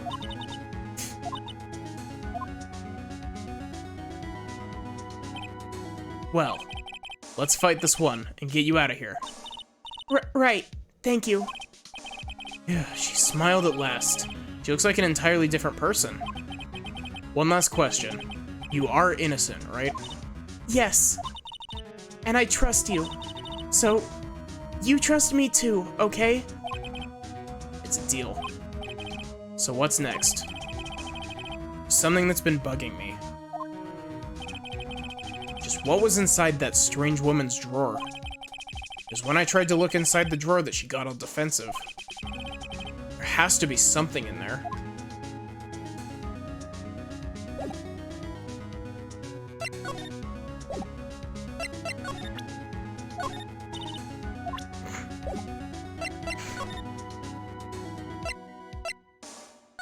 Maya just really doesn't want to, comment on that, on the attorney's badge, I guess.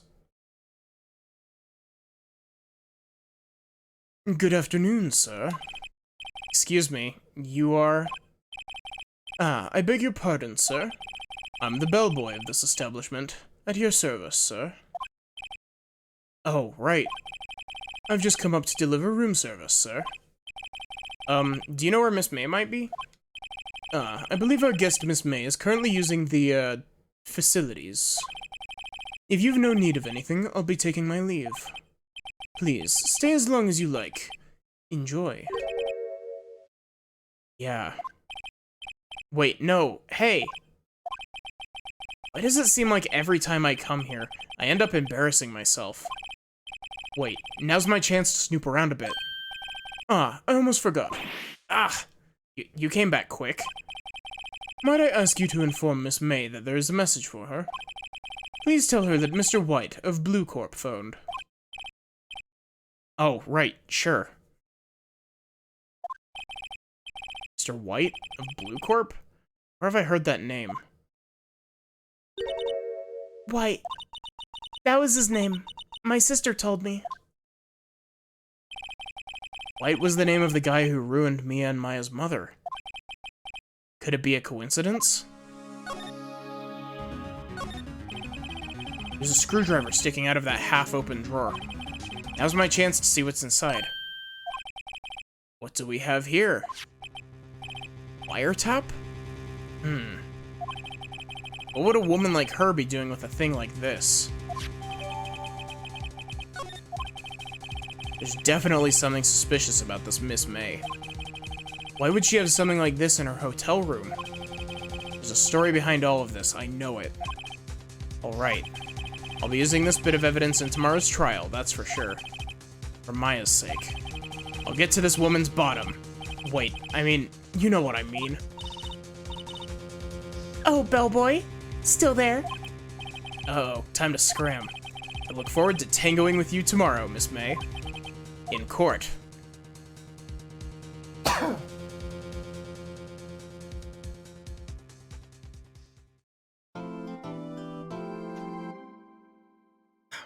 Sorry, give me a sec.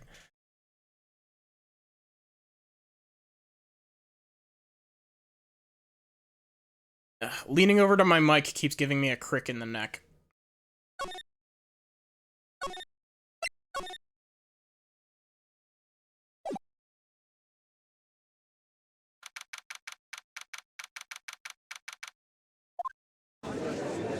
There he is.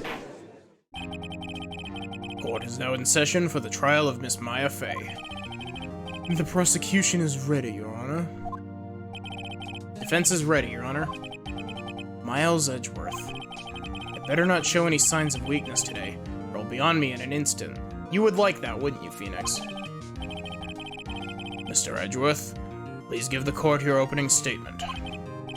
Thank you, Your Honor. The defendant, Ms. Maya Fey, was at the scene of the crime. The prosecution has evidence she committed this murder, and we have a witness who saw her do it. The prosecution sees no reason to doubt the facts of this case, Your Honor. I see. Thank you, Mr. Edgeworth. Let's begin then. If we may call our first witness, Your Honor. The prosecution calls the chief officer at the scene, Detective Gumshoe. Thank you for the stretch.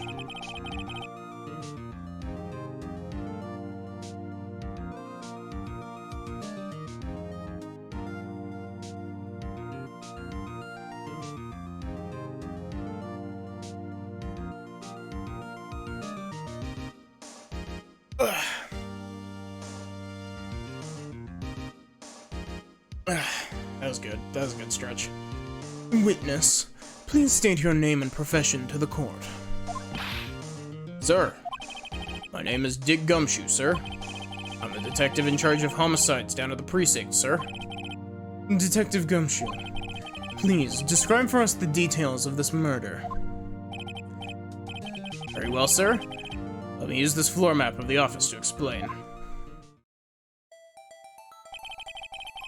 The body was found by the window here. And the cause of death? Loss of blood due to being struck with a blunt object, sir. The murder weapon was a statue of the Thinker, found next to the body, sir. It was heavy enough to be a deadly weapon, even in a girl's hands, sir.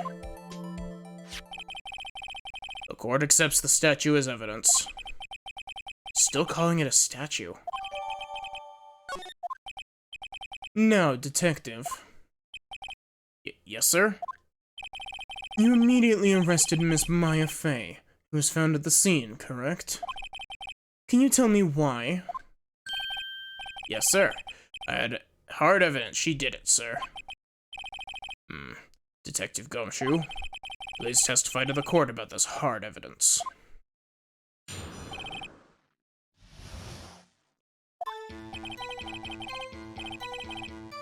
As soon as the phone call came in, I rushed to the scene.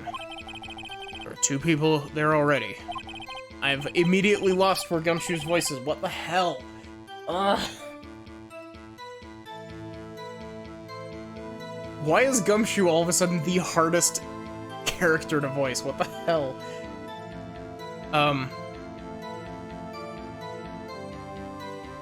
The defendant, Miss Maya Fey, and the lawyer, Mr. Phoenix Wright, immediately arrested Miss Maya Fey. Why? We had a witness account describing her. The witness saw Miss Maya Fey at the very moment of the murder. The very moment, you say. Very well. Mr. Wright, you may begin your cross-examination. Yes, Your Honor. Cross-examine what? Couldn't see a single contradiction in that testimony. Hey, Maya just threw something at me. What's this? When my sister couldn't find any contradictions in a witness's testimony, she would bluff it and press the witness on every detail. The witness always slips up and says something wrong. It worked lots of times. Should have expected Maya would know some of her sister's tricks. Alright, let's give this a try. Something the matter? No, Your Honor. I'd like to begin my cross-examination. It's crazy to me that in, Dual Destinies and Spirit of Justice, Phoenix is voiced by Sam Riegel in the, US version. Or in the English version, I should say, not US. As soon as the phone call came in, I rushed to the scene. Oh, wait. Who did you say you got a call from? Hey, pal, don't play dumb. You know who. Call was from a customer at the Gatewater Hotel. Oh, whoops.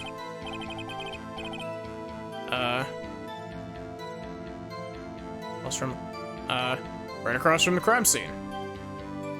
Okay, I pressed. Not sure that did much, though. Right, please continue. There were 2 people there already. Detective Gumshoe. How long would you say it took? Think Apollo is Liam O'Brien? That wouldn't surprise me. Actually, now that I think about it, isn't, Ryunosuke from, The Great Ace Attorney also voiced by Sam Riegel?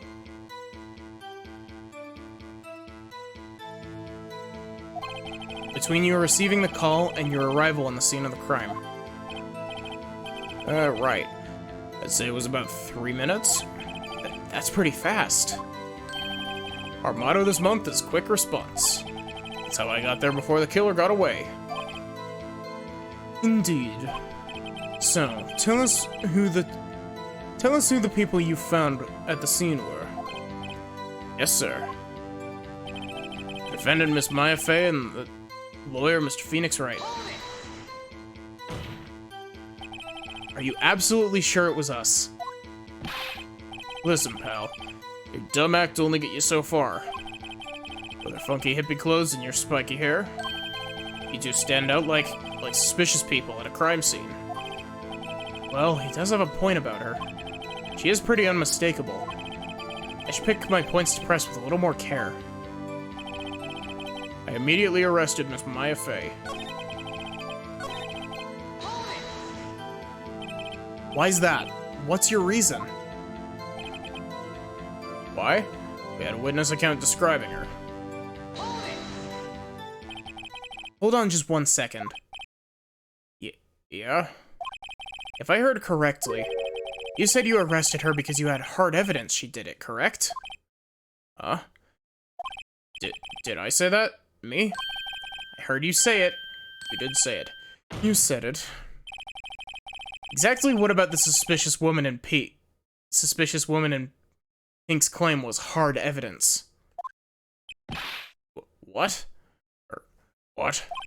Miss May isn't suspicious, and she sure isn't Pink, pal. Well, I guess she is Pink. I feel like I might be giving Gumshoe a bit too much gruff in his voice, but we'll figure it out as we go along. That's enough, Detective Gumshoe. Do you have any more solid proof other than her claims, Detective? I guess pressing can have its advantages. Yes. Sorry. I got the order of things mixed up in my testimony, Your Honor, sir. There was something I should have told you first, Your Honor. Very well, Detective. Let's hear your testimony again.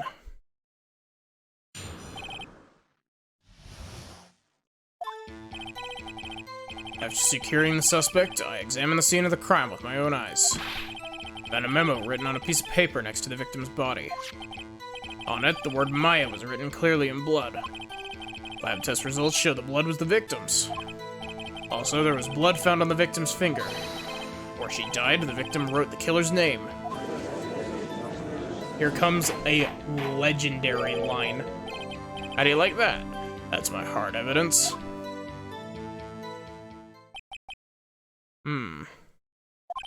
Before we begin cross-examination, I have a question for you, Detective. Your Honor? Why didn't you testify about this vital piece of evidence in the first time? I know. I'm real embarrassed I forgot about it, Your Honor, sir.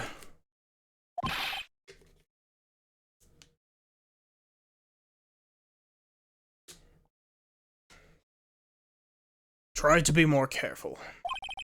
Very well. The defense may begin its cross-examination.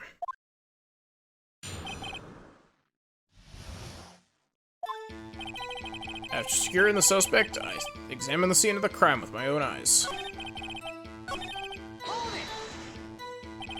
Did you find any evidence? No, don't jump the gun on me, pal. Just listen, I'm getting to the good part. I got a bad feeling about this. Found a memo written on a piece of paper next to the victim's body. Just because you found it next to the body doesn't mean the victim wrote it. Oh, and who did write it, smarty pants? Who? Killer. The killer. Anyone can see that. You're saying the killer wrote her own name? Buddy, please. She was framed. Hold on. If that's the case, where's your evidence? Huh. I guess that was a bit of a tall order for you. Those without evidence shouldn't open their mouths, Mr. Wright. Yeah, pal. Well, detective, tell us what was written on the memo you found. On it, the word Maya was written clearly in blood.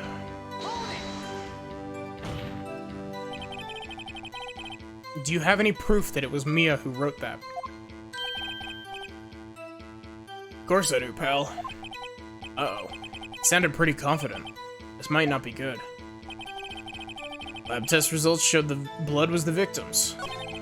Also, there was blood found on the victim's finger. Oh, whoops. What kind of tests were these again? Huh? What kind? Well... Here they take the little bits in the blood, the hermogoblins, hermogoblin bobbin. I refuse to testify on this matter, pal. I'm no expert on blood tests. Yes, that was quite clear. You may continue with your testimony. Thanks, pal. I mean, Your Honor, sir. Detective Gumshoe. Yeah? I look forward to your next evaluation, as should you. Oh. That was a mess. Right, where was I? Also, there was blood on the victim's finger. On which hand was this bloody finger, detective? The right hand. She was right-handed. Hahaha. Nice try. Uh-oh. Guess it wasn't too hard to see what I was getting at there. Before she died, the victim wrote the killer's name. Detective Gumshoe, do you get a lot of cases where the victim actually writes the killer's name? Sure. Happens all the time in books and movies. This isn't a movie, detective. Ugh. Let's talk about reality, shall we? I guess I haven't heard of many cases. No. Didn't you find it a little odd that the victim would write down a name? Especially the name of her own sister? Yeah, actually. You got a point, pal. Stop right there. The witness's opinion on the matter is irrelevant. The facts are clear. The victim wrote down the name of the accused. The victim told us the name of her killer.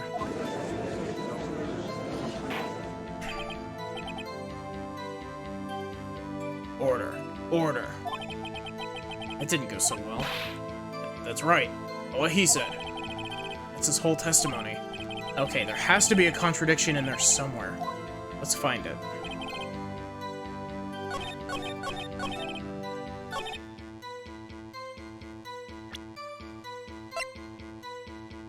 Death was instantaneous.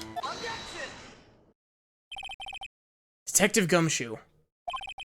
There's one thing I want you to clarify for me here. You say that the victim, Mia Fey, wrote this note. That she was accusing the defendant, Maya Fey? That's really what you're saying. What? This isn't one of those lawyer tricks now, is it? Of course she wrote it. Who else could have? You have it backwards, detective. Gosh, I'm realizing more and more that I just need to get myself a really big, I need to get myself, a really big water bottle to do streams with, because I'm, almost out of water again. Backwards. The victim is the only person who absolutely could not have written it. This is a report from your department, detective. Immediate death due to a blow from a blunt object. She died immediately. But no butting your way out of this one, detective. Order, order. The defense has a point. Someone who died immediately wouldn't have had the time to write anything down. Mr. Wright, I beg your pardon, but when exactly did you obtain that autopsy report? When? Day after. It was the day after the murder. Prosecution's point being... Here it is. That autopsy report is outdated, Your Honor. What? A second autopsy report was performed yesterday, at my request. Death was almost immediate due to a blow from a blunt object. But there is a possibility the victim lived for several minutes after the blow. I received these results this morning. No way! Your Honor, it's quite easy to imagine the victim did have time to write Maya. That is all. I see. Damn you, Edgeworth. Should have known you'd have something up your sleeve. Why, Mr. Wright? You look shocked. Something you want to say? You're a sham, Edgeworth. Mr. Edgeworth? I've heard there's nothing you won't do to get your verdict. What reason could you possibly have to request a second autopsy report? Mr. Wright, the defense will refrain from the personal attacks on the prosecution. Phoenix and Edgeworth are such an iconic duo. Yeah. 100%. No matter, Your Honor. Mr. Wright, say what you will, the evidence in this report is undeniable. Your Honor, I submit this report to the court. Understood. The court accepts it as evidence. Well, Your Honor, the evidence strongly suggests the victim was identifying the killer. I might be slurring my words together too much with that, but I think I might need to enunciate words with Edgeworth more. I suppose that's the obvious conclusion, yes. Darn, this isn't good. The prosecution would like to call its next witness. This poor, innocent girl saw the murder with her own eyes. Let the witness, Miss April May, take the stand. Exactly what part of her is innocent?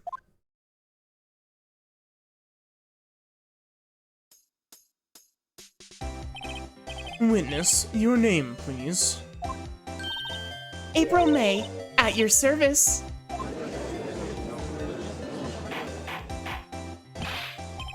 Order. An introduction should not require any reaction from the crowd. The witness will refrain from wanton winking. Aw, yes, Your Honor. This is not good. She's already captured the heart of every man in this courtroom. Tell us, Where were you on the night of September 5th, when the murder occurred? Gee, I was like in my hotel room. I checked in right after lunch. And this hotel is directly across from the Fay & Co. law offices. That's right, big boy. Please testify to the court about what you saw.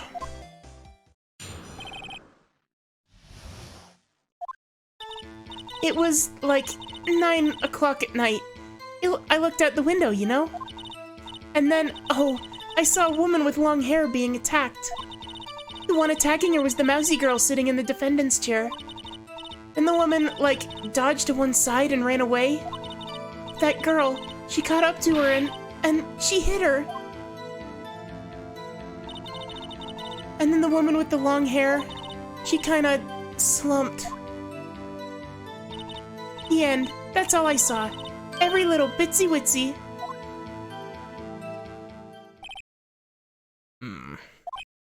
Well, Your Honor. I see. It is a remarkably solid testimony.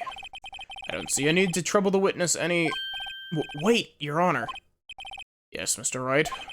What about my cross-examination? I thought the witness's testimony just now was quite firm, didn't you? Mr. Wright, I understand you are Miss Mia Fay's understudy, were you not? You must know her techniques well. A cowardly way of finding tiny faults in a perfectly good testimony. Hey, how dare you? Well, Mr. Wright, will you cross-examine the witness? Yes, I'm doing it. I'll gladly proceed with the cross-examination, if only because I have a feeling Edgeworth doesn't want me to. She has to have some weakness.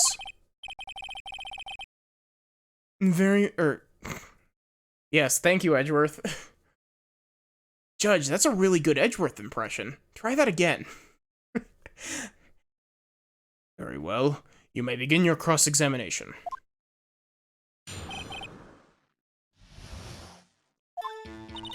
It was like 9 at night, and I looked out the window, you know?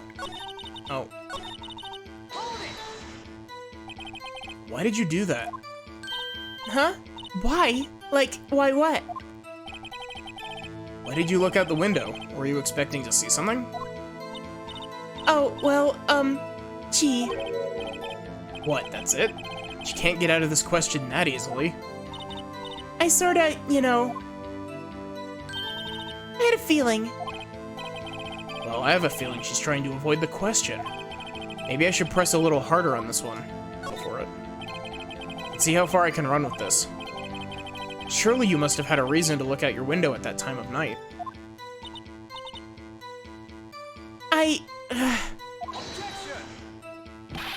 Mr. Wright, I will not have you badgering my witness. Badgering? You insist on needling her with these trivial questions. I really don't think it should be allowed. Yeah, stop him. The poor girl. Order. Mr. Wright, you have been warned. Poor girl? What about poor me? You looked out the window. What did you see next? And then, I saw a woman with long hair being attacked. The woman with long hair. That was Mia Fay? Slender, sort of. Well, some people might say pretty if that's your thing. Your thing? And the person attacking her? The one attacking her was the mousy girl sitting in the defendant's chair. How do you know she was the defendant? Well, you know, she had a girlish physique. Women know these things. Look, I just know, okay? There was only one person at the scene of the crime with a short, girlish figure. The testimony is bulletproof, Your Honor. He's right. Yep, he's right. I want to press the rest of the stuff. Testimony certainly does make sense, and everyone in court keeps siding with her. I'd better not press too hard on this one. So then, tell us what happened to the victim. Then the woman, like, dodged to one side and ran away. She dodged? Dodged what? Well, the attack. Please, continue your testimony. But that girl, she caught up to her and she hit her. How did you know it was my client? Huh? Well, gee. First of all, she had a girl's physique. And secondly, she was small. Who else could it be but her? Is a point. Question. Hold on a minute. That testimony stinks. What? Miss May, I'm willing to bet that you're lying. Are you telling the truth? Did you really see the defendant?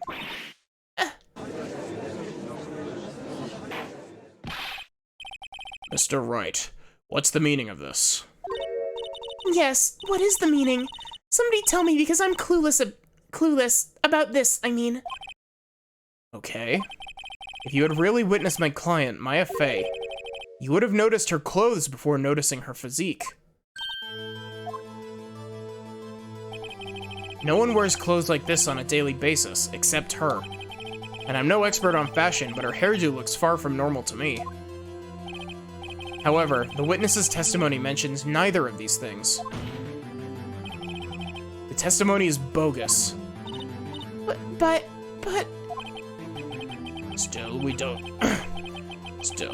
don't know if she was dressed that way on the night of the murder. She was, Your Honor. I saw her, and so did Detective Gumshoe. What do you say to that, Miss May? What are you trying to say, you mean lawyer? I saw what I saw. I just didn't think all the trifling little details were necessary, darling. Miss May, the court would like to remind you to please omit nothing in your testimony. I'm sorry, Your Honor. I'll be a good girl, I promise. Your testimony again, if you would. Damn, I almost had her.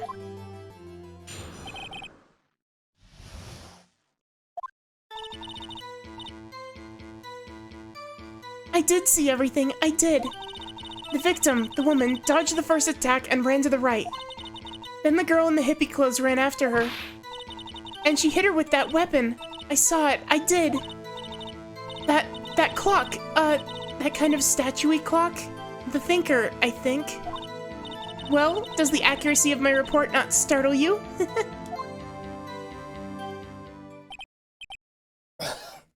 Sorry, give me a sec. April, May. I definitely should not have set her voice that high.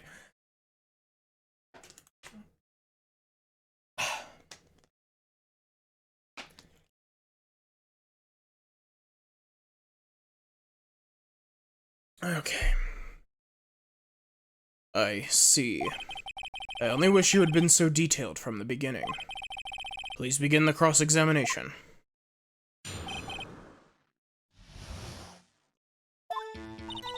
I did see everything, I did. Oh. So, you saw me then, too? Of course. I'd remember that spiky hair anywhere. Spiky? Witness will refrain from personal attacks on the defense attorney. Aw, was I a bad girl? I'm sorry. Very well, continue. The victim, the woman, dodged the first attack and ran to the right. Is that right as in your right? As you looked from the hotel? Which hand do I hold my knife in again? Right, it was my right hand, right? Satisfied, Mr. Wright. Please continue. Then the girl in the hippie clothes ran after her.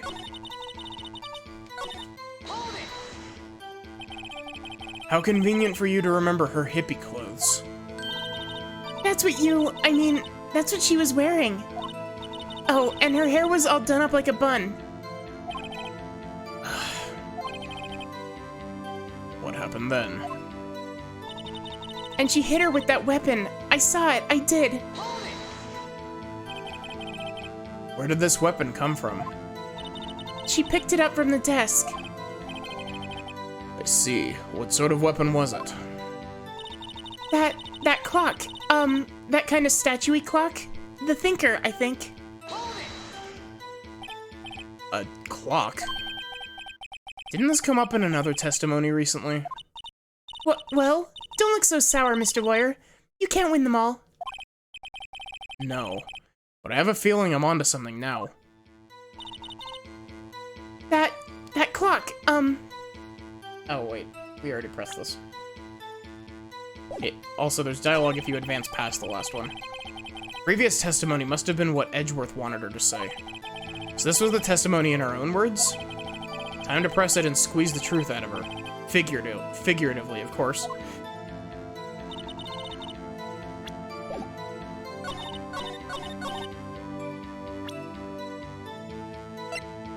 I am an attorney.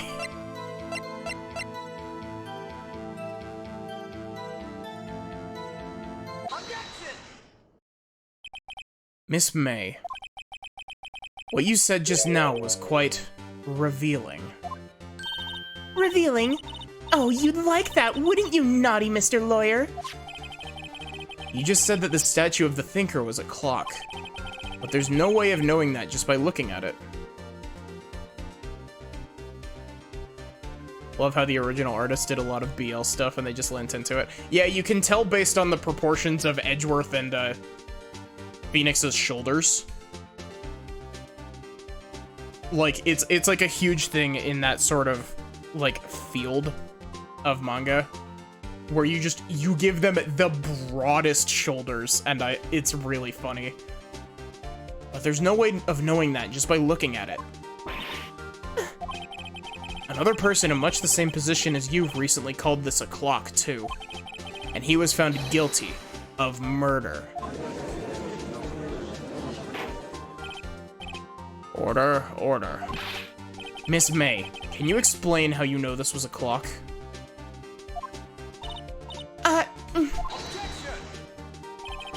The witness saw the murder with her own eyes. That's all that's important here.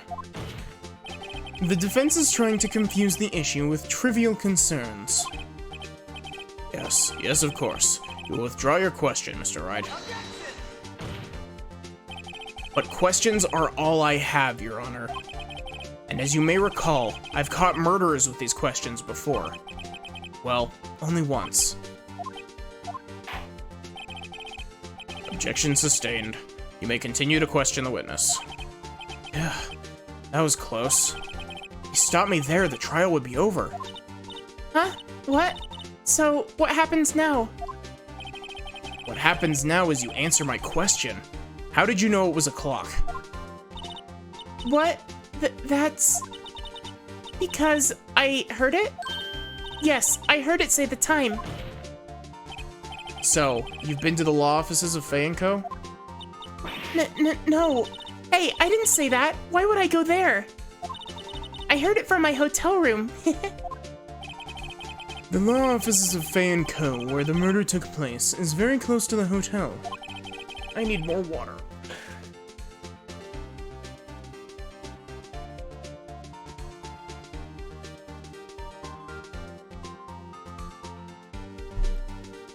She could have easily heard the clock. Well, Mr. Wright, are you satisfied? No, Your Honor. I can't give up now. I'm not satisfied because she couldn't have heard it. Oh, whoops, it couldn't have rung. You were at the hotel. There's no way you could have heard a clock go off in the building next door. You have proof that she could not? Amateurs. Listen to me, Mr. Wright. In the courtroom, proof is everything. Without it, you have nothing. You are nothing. Then I would like to propose a test to see if she really could have heard. The prosecution denies your request. What? On what grounds? This is a trivial matter with no direct bearing on the case at hand. Indeed. Objection sustained. Damn. Time to switch directions, quick. Ready to proceed, Mr. Wright? No, Your Honor. Can't give up now. Yep, it couldn't have rung. Your Honor, members of the court. It is inconceivable that the clock in question rang, because it's empty. That clock is missing its clockwork.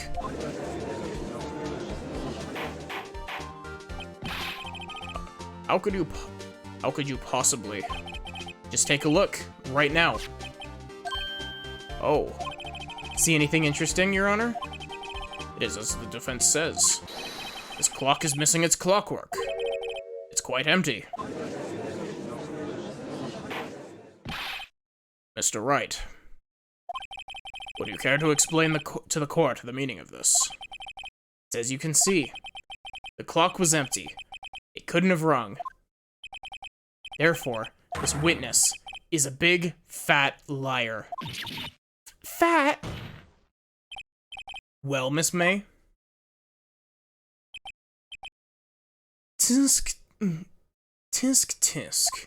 I'm gonna read it out loud because I can't really do a tongue clicking very well. Quite a show you've put on for us, Mr. Wright. He knew the clock was empty. Somehow, he knew. I'm afraid you've forgotten one thing, however. Indeed, the clock is empty, as you say. It can't ring. However, we must ask, when was the clockwork removed? If it was after the witness heard the clock, then there's no contradiction. That's true. That is a possibility. The clock might have been emptied after she heard it. And that is exactly what happened, Your Honor. Well, Mr. Wright, can you prove when the clockwork was removed? Ho-ho! Impossible, of course. I have proof. What? Wasn't it you who told me proof is everything? Well, I was listening. And now, I'll show you the proof you like so much. The evidence that proves when the clockwork was removed is Maya's cell phone, because she mentioned it on the... on the call. Take a look at this. It's a very cute cell phone. You have a girly phone. Wait. This isn't my phone. Listen. This is the defendant's cell phone, and it contains a recording. A recording of a conversation she had with the victim on the day of the murder. Order. The defendant's cell phone? This wasn't brought to my attention. Perhaps Detective Gumshoe overlooked it. The good detective better remember he's up for evaluation soon. Gotta say, I'm starting to feel bad for the big fella. Let's hear the conversation. So you just want me to hold on to the thinker for you then? If you could. I should probably tell you, clock isn't working right now. Huh? It's not working? That's lame. I had to take out the clockwork. Sorry.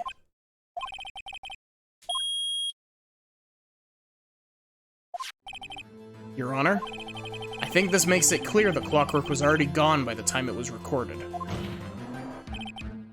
Which was well before the witness even arrived at her hotel.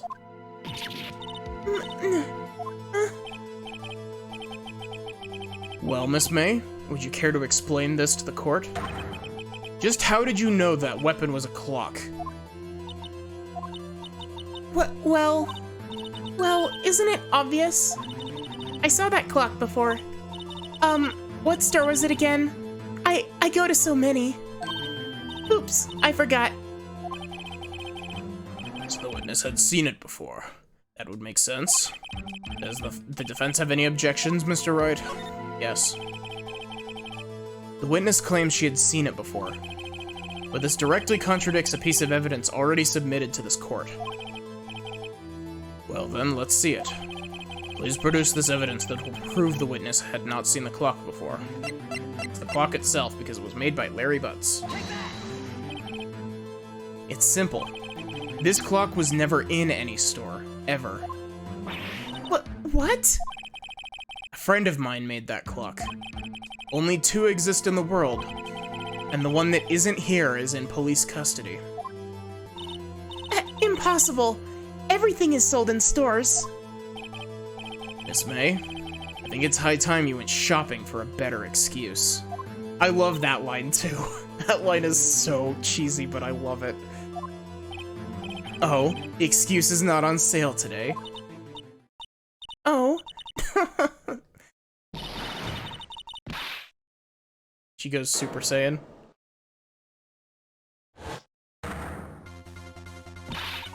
What's it to you, porcupine head? That stupid clock doesn't matter, okay? She did it, and she should die for it. Die!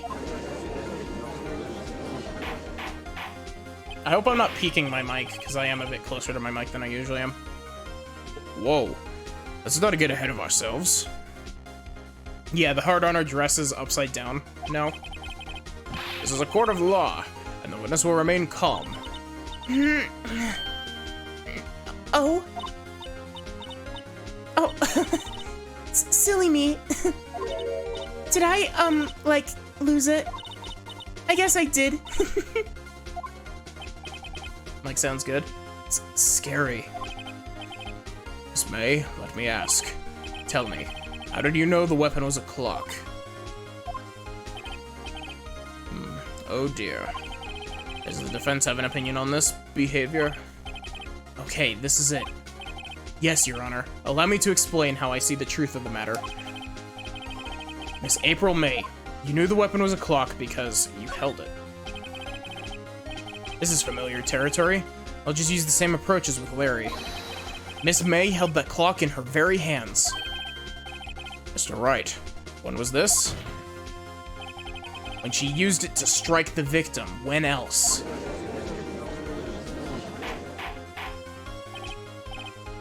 Order, order. Mr. Wright, what is the meaning of this? April May, you killed Mia Fey, I say. And when you struck, the force of the impact made the thinker ring. That's when you heard it. Tisk tisk. You truly are a work of art, Mr. Phoenix, Wright? That's a very, You could read that out of context if you really wanted to look for evidence. What's that supposed to mean? It was you who just proved that the thinker was empty. Oh. Of course it wouldn't ring. What's more, the witness has a rock-solid alibi. Miss May, perhaps you could explain to the poor, misguided Mr. Wright that you were in the hotel at the time of the murder. She can't prove it. She did it. It would be my pleasure. No way. Yes way, Mr. Lawyer. Didn't the murder take place at 9 at night? Gee, that's the exact time I ordered some room service from the hotel bellboy.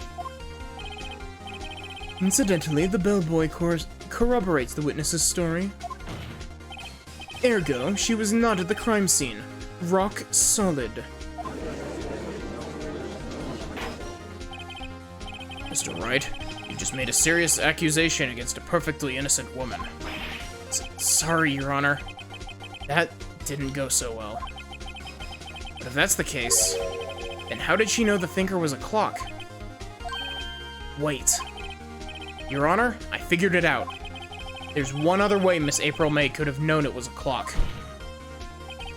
One way alone, and I have proof. Well, proof you say. Then the court will examine your proof, Mr. Wright. How did the witness know the thinker was a clock? The wiretap. Have a look at this. That? I found this in Miss May's room. Mr. Wright, please explain to the court what this is. Miss April May, you were tapping the victim, Miss Mia Fey's phone, were you not?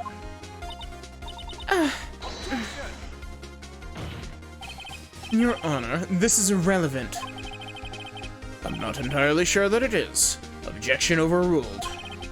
It troubles me that our witness was in possession of a wiretap. This is outrageous. Does the defense truly claim that the witness was tapping her phone? Absolutely. Even if that was the case, which it's not, you still have to prove one thing. Did the victim ever say that the weapon was a clock on the phone? Can you prove that? I think not. Oh yeah? I think I can. It's simple. What? Here's my proof. The proof that the victim said on the phone that the weapon was a clock is... I present the defendant's cell phone.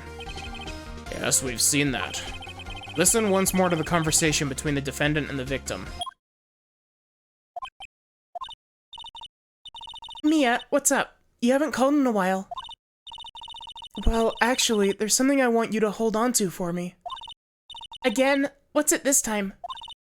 It's a clock.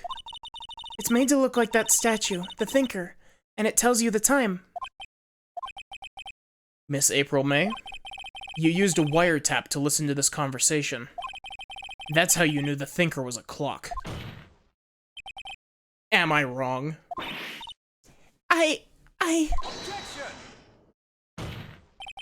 Your Honor, this is ridiculous. Your Honor, look at the witness's face. Does she seem amused to you? The defense demands an answer.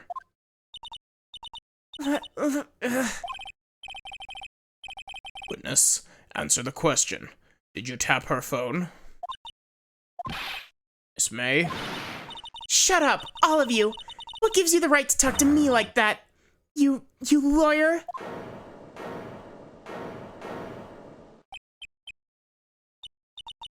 It's no fair. All of you ganging up on me like that. Oh, so I'm the bad girl, is that it? Is that it?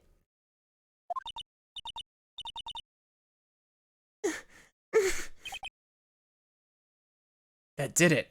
Court's seen the real Miss April May now. Now to deal the final blow.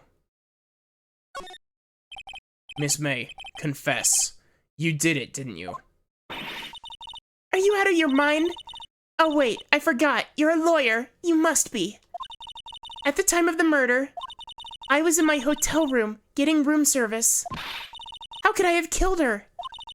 If you don't believe me, just ask the bellboy.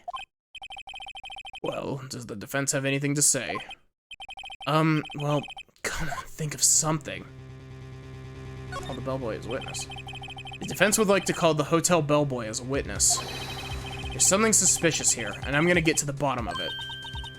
I think you've sunken quite low enough already. I object to calling the bellboy. Why? What's your reason? Because I hold that the wiretapping had nothing to do with the killing. However, if you agree to one condition, I'll consent to calling this witness. Condition? If Miss April May's alibi is not called into question after you examine the bellboy, then you will recognize that Miss April May was not the killer. Thus, she is innocent. And thereby, you must also accept the verdict of guilty for Miss Maya Fey. That is my condition. What? I better find something suspicious in that bellboy's testimony. Otherwise, Maya will be declared guilty on the spot. What should I do? Alright, I've got nothing to lose. Except for, well, everything. Understood. I accept your condition. Fool. You fell right into my trap. You've activated my trap card. Uh-oh. Wait. Very well. The court calls the hotel bellboy to the stand. Yugi boy. I believe we're ready for the witness to testify. He certainly does not look like a bellboy, or does look like a bellboy. Yes, sir. I received your summons in the middle of work, sir. I'm happy to be of service. Hey, Vindicel, how are you doing? That tea set looks rather heavy, so without further ado, the witness may begin his testimony. Very good, sir. Doing okay? Nice. I am the head bellboy at the Fine Gatewater Hotel, in business for 4 generations. I believe I received a call after 8 o'clock in the evening from our guest, Miss May. She asked for an iced coffee to be brought to her at 9 o'clock on the dot, sir. I brought it to her at precisely the requested time, of course, and delivered the iced coffee to our guest, Miss May herself. I see. Defense may begin its cross-examination. Right, I'm ready. I hope. This is it. If I can't prove Miss May was involved in the murder now, Maya will be finished. Thank you for the hydrate, Nautilus.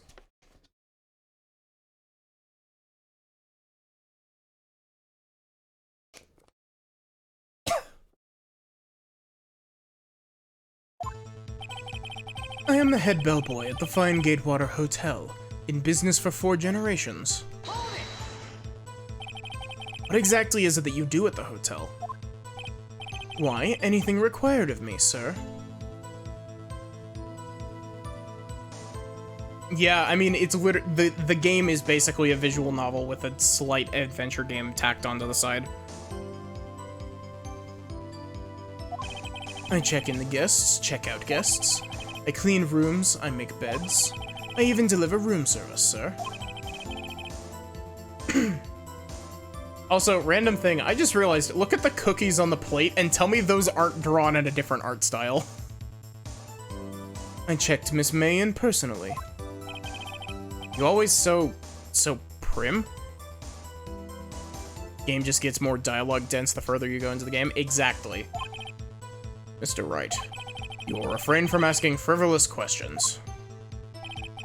I believe I received a call after 8 in the evening from our guest, Miss May. You sure it was Miss May on the phone? Absolutely, sir. How can you be so certain? Yeah, the Rise from the Ashes is stupidly long. It's the whole reason that I've never finished this game myself. How can you be so certain? I checked Miss May in personally, sir. Not only did I see her in all her stunning radiance, but I also heard her voice. And then I saw them, and I... The point being, I remembered her quite well, sir. Yes, what then? She asked for an iced coffee to be brought to her at 9 on the dot, sir. 9 on the dot, you say? Yes, I confirmed that detail several times. She was watching a program on the TV and wished a drink after she finished, sir. 9 o'clock, the time of the murder. I brought it to her at precisely the requested time, of course. It's like 3 cases worth, yeah. Precisely 9, then. Precisely, exactly, and most definitely, sir. 9 p.m. How can you be so sure? Miss May was quite insistent that it be brought then. Oh, bellboy. I'd like iced coffee at exactly 9 o'clock. Something like that, sir. Therefore, I knocked on the door at the crack of 9, sir. Why would she be so particular about the time? And I delivered the iced coffee to our guest, Miss May herself. And you're sure it was Miss April May herself? Absolutely, sir. Absolutely? Yes, sir. As in, so very absolutely, sir. It's an endearing mannerism of mine. How come you're so very certain? Well, when I brought the room service, sir, the guest, sir, favored me with an embrasier, sir. I actually don't know how that's pronounced. Is that how that's pronounced? Embrasier? Embrasier?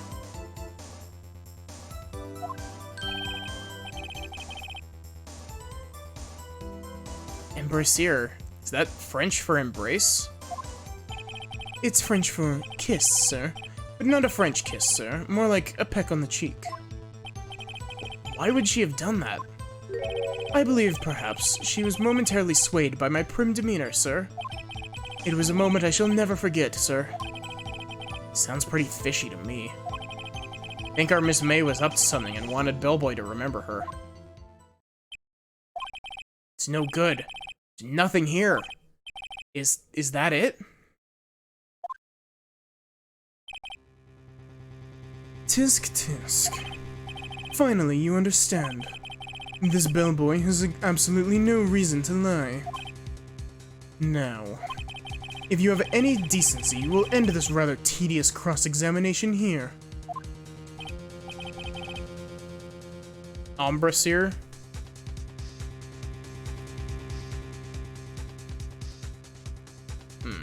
It was a bit tedious. The witness may leave the stand. Can't let this happen, can I? Protest. Wait. Please wait. Yes. Does the defense have something to add? One last question. Let me ask one last question. Your Honor, I must object. This charade of justice has gone on long enough. Now, Mr. Edgeworth. Alright, Mr. Wright, I'll give you one more question, that's all. Okay. This is really it now. This is my last chance. What do I ask him about? Tell me again about room service. Again, sir? At exactly 9 o'clock, I delivered room service to Miss May in room 303. The guest had requested iced coffee. $18 was the charge, as I recall. Let's see. $18? Doesn't that seem a bit expensive? Yes, well, iced coffee for two, you know? And we don't skip on the ice, sir. What did he say? What did you say? Rather... Quite. I'm slipping into Edgeworth. Bellboy, tell us the truth now. Was someone else staying in Miss May's room? I object. That was objectionable. $18 is perfectly normal for coffee, but not in 2001, 2018.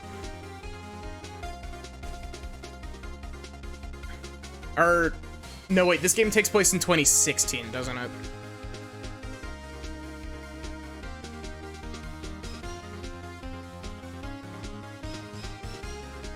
But yeah, $18 is actually perfectly normal for coffee. Or at least if you're getting... At least if you're getting, like, high-quality coffee. Or, well, like, Starbucks, I guess. It's not really... It's better than getting it, like, canned or some shit. Objection overruled.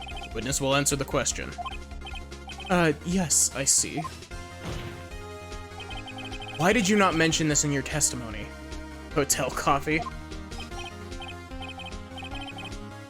Well, sir, you didn't ask. Nice try. That's the sort of thing you're normally supposed to mention. Yes, quite, indeed. It was the, good barrister there, Mr. Edgeworth, who... He asked me not to mention it if I wasn't specifically asked, sir. You fool. I've done it. I've won. Miss April May checked into a twin room with a man, correct? Yes, sir. Then, when you brought the room service, you didn't see that man in the room. That's right, sir. Your Honor. Sounds perfectly legal with what Edgeworth is doing. Oh, don't worry, prosecutors get away with far, far worse than this. There's a prosecutor in a later game who is literally an ex-convict and uses an imaginary sword that can cut things in real life.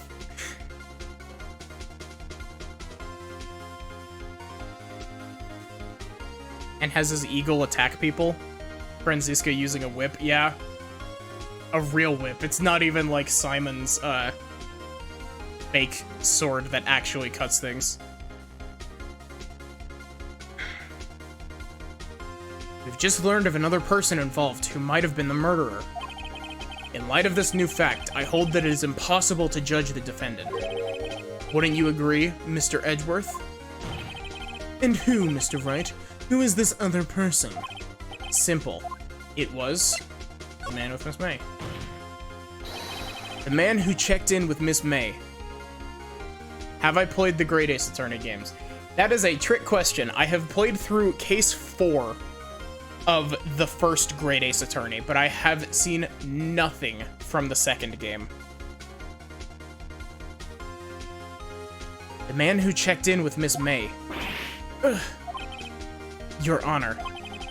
As has been previously revealed, Miss April May was tapping the victim's phone. Yet Miss May herself has an alibi at the time of the murder.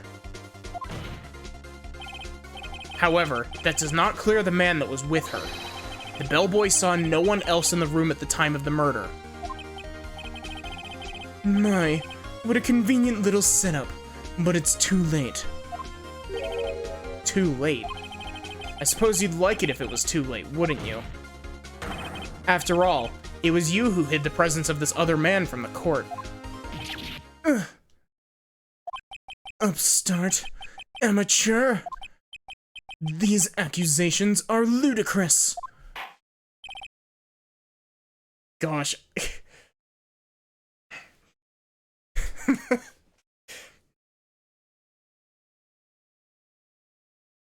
Like, I think chances are what I'm probably going to do is I'm probably going to play through the trilogy.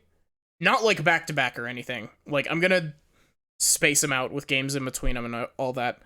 But, I'm probably going to play through the first 3 Phoenix Wright games. Then I might switch over to doing the Great Ace Attorney after that. Mainly because, like, yes, Apollo Justice and the games after it are direct continuations from the third game, but there's a big break between them. So it seems like that would be the best spot to do it. Enough. The court acknowledges the defense's argument.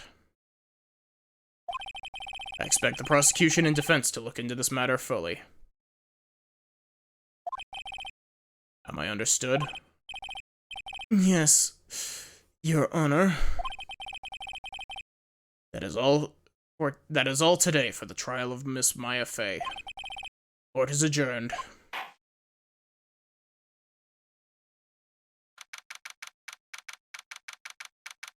I actually even have a physical of the Great Ace Attorney duology.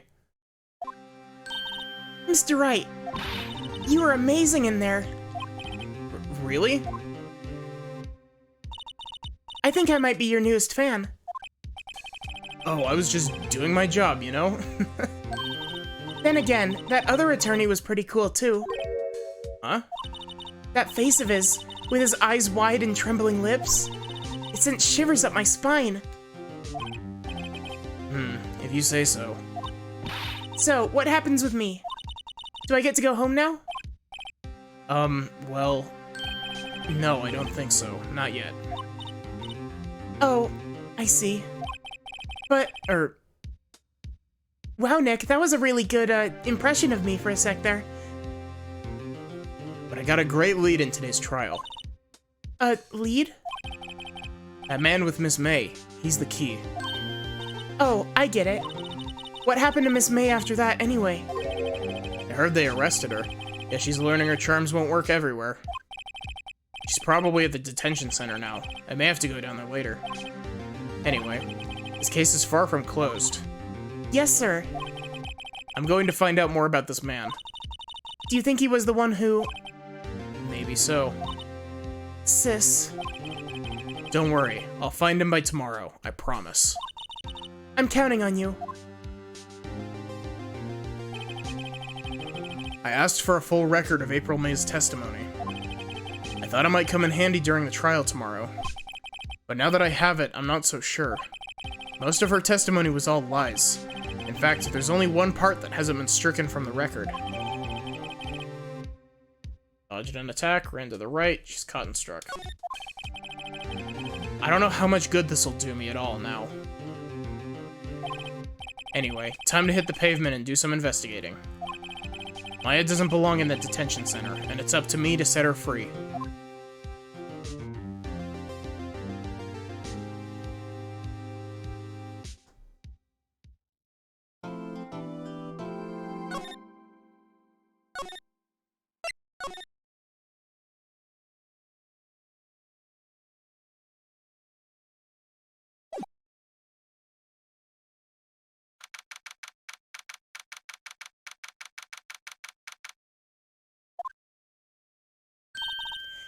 Well, hello. I didn't expect anyone to visit me in such a dank place as this. Trials and Tribulation is so good. It's really quite moving. Not, you stinking lawyer. I hope you die. You come to laugh. Yes, laugh at the fallen Miss May. No, not really. There's something I wanted to ask. Unfortunately, there's nothing I want to be asked. Haven't you done enough questioning, you spiky head? Here we go again. Please, you're scaring the security guard. So, what is it you wish to ask of me then, Starters, how did you get to be so totally whacked? I am an attorney. Hey, guess what? Actually, I, really hate your guts. So, get lost, because, well, I'm not cooperating. Thanks, I noticed.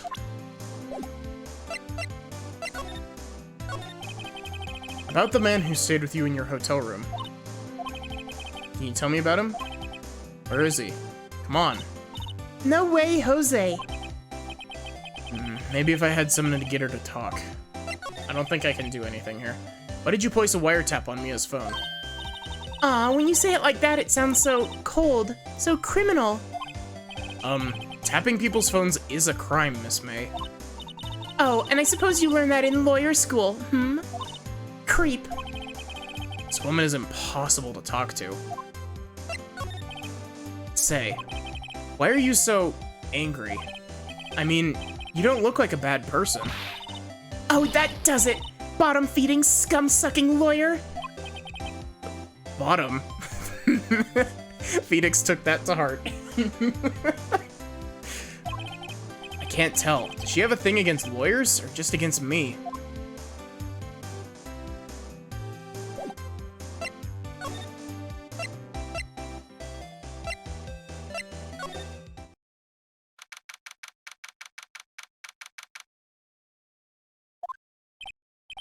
Huh, looks like Grossberg is out today, again.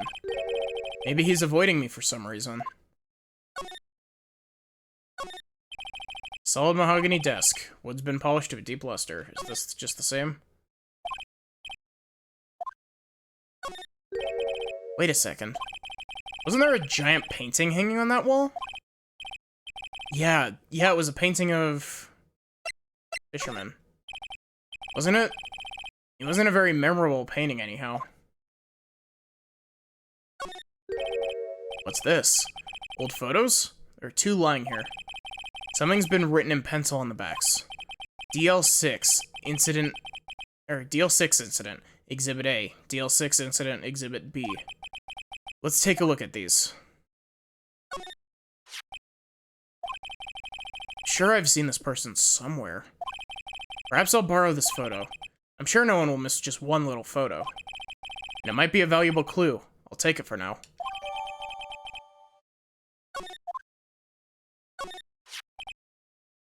Photo lies on the desk. Maybe I should switch it with the one I took? Swap photos. I think I'll swap it then. Or swap them.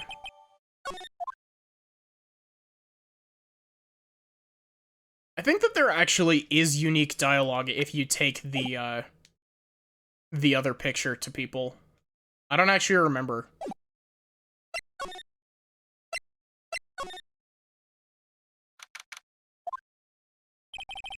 Looks Looks like forensics is taking the day off today. Detective Gumshoe's nowhere in sight. Police really gave this place a working over. Doubt there are any valuable clues left. Suppose it can't hurt to take a look around, though. Mia's favorite potted plant. I guess I'll have to water it now. Sky is blue, and so am I. There's that hotel right across the way. An old movie poster. Apparently, this was the first movie that made Mia cry when she saw it. I'll have to check it out one of these days. Mia's desk. Perfectly clean, as always. The only thing it's missing is Mia. Couldn't cram more legal books on here even if you wanted to. All the cases that the chief worked on are filed here. Some of the files missing? Nah, I'm imagining things.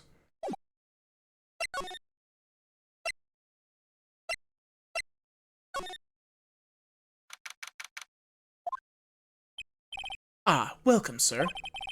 Quite the performance today, if I dare say so myself. Oh, thanks. Sorry for putting you on the spot like that. No, not at all, sir. Your efforts today can only help the Gatewater's rep, as they say. Huh? Rep? Yes, our reputation will swell as the hotel where the murderer used a wiretap. We can charge a premium for the room, of course. It will be great for business, sir. Whoa. Ms. May hasn't been charged with murder. I, too, will become famous. The bellboy who brought the murderer iced coffee. Why do I feel like we're both stuck in the same bad dream? So, you're our honored guest. Please let me know if there's anything I can bring you.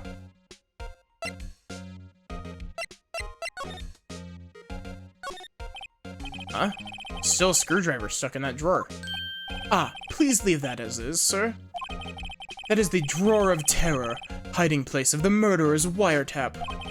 It's set to become one of the most popular attractions here. This guy's serious. I don't believe it. Face, as expected. I'm not good with flower names, except maybe tulips and sunflowers. Still scene painting. Wait, should that be still life? Whatever, one of those is hanging on the wall. That's the same dialogue as before. Bottle and 2 glasses rest on the table. Why hasn't he cleaned those up by now? Ah, I beg your pardon, sir, but if you could please refrain from touching those. It's a part of the decor. I call it the last drink before murder. We'll be famous, the talk of the hotel industry. Nice weather again today. You can see the Fanco Law offices, of course. Ah, yes. We plan to install a telescope in that window, of course. Just $5 will earn you 3 minutes of a view to a kill. Just kidding, sir. By that look in his eyes, I'd say he was more than serious. Simple bed. It's been recently made, nothing eye-catching here. Okay. I am an attorney. Sorry, all I could think about during the trial was the hotel. I wasn't paying much attention to the evidence. Man, I forgot, the plant grows if you remember to water it. What was I gonna say?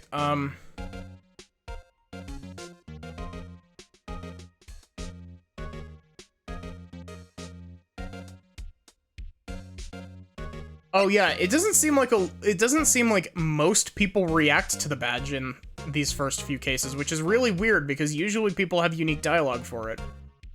At least in the later games.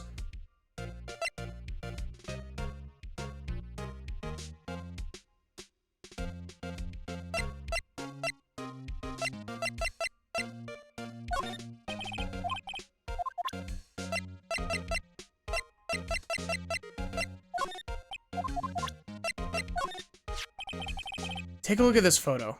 Look at this photograph. Every time I do, it makes me laugh. That's him, detective. I'm the lawyer. Oh, I know that. I just wanted to say detective once. You know how it is. No, I don't. Without a doubt, that is the man who checked in with Miss April May. How about I write an affidavit swearing that that's him? Affidavit is a word that I only ever learned because I played these games. An affidavit? This guy's way too excited about this. Well, sure, why not? Yes. I've always wanted to write an affidavit, sir. From henceforth, I will be known as the bellboy who swore the affidavit. Just hurry up and write it. Not even Miss May can play dumb to this.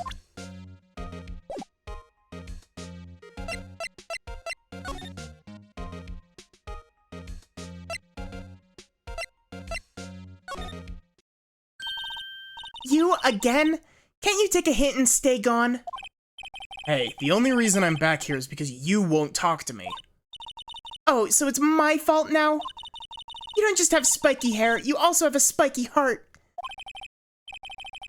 That does it. When this case is done, I'm shaving my head.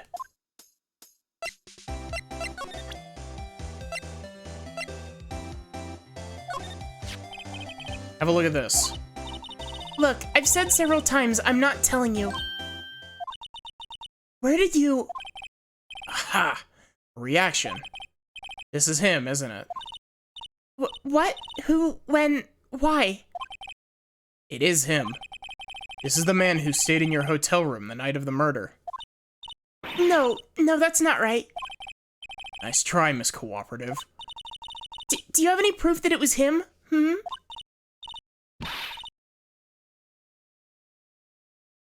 Yeah, proof. Show me proof. So close. Did you have a look at this? What's that? Bellboy's affidavit. It tells us everything he saw. Such as the man you checked in with. Who was most definitely this guy. Now I'm getting somewhere. This is it. All or nothing. Time to do a little bluff. No use playing dumb, if indeed that's an act. I always forget just how savage Phoenix can be in these, in the first, like, couple games. If you don't talk, I'm taking this info to the press. What? Even though he should have been witness to murder, your little friend was missing. I'm sure the press would have a field day with his reputation. Oh, fine, I'll talk. You win, lawyer. Yes, man, that felt good. It's great to be alive. Why are you pumping your fists in the air? Now, tell me about the man you were with. That man, he's my boss. Phoenix can be rough with his words. Wright, the president from the information gathering conglomerate Blue Corp. Wright. Information gathering? Well, I suppose you could call it a detective agency. So this is the man that was with you the night of the murder? I'm scared to talk. I don't want to end up like her. It's okay. I'll just ask Mr. White himself. What are these names? They are... You don't even know the half of it, Vindicel. They get so much, like, there's so much more puns in the later games. They're all, a lot of them are puns. Red White, or as Gateau would see him, D White. Yeah. Can you tell me where Blue Corp is located?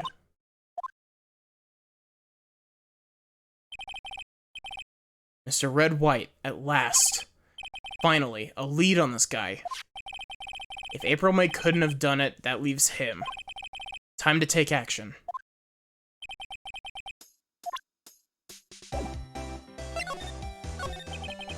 Why did you place a wiretap on Mia's phone? Oh.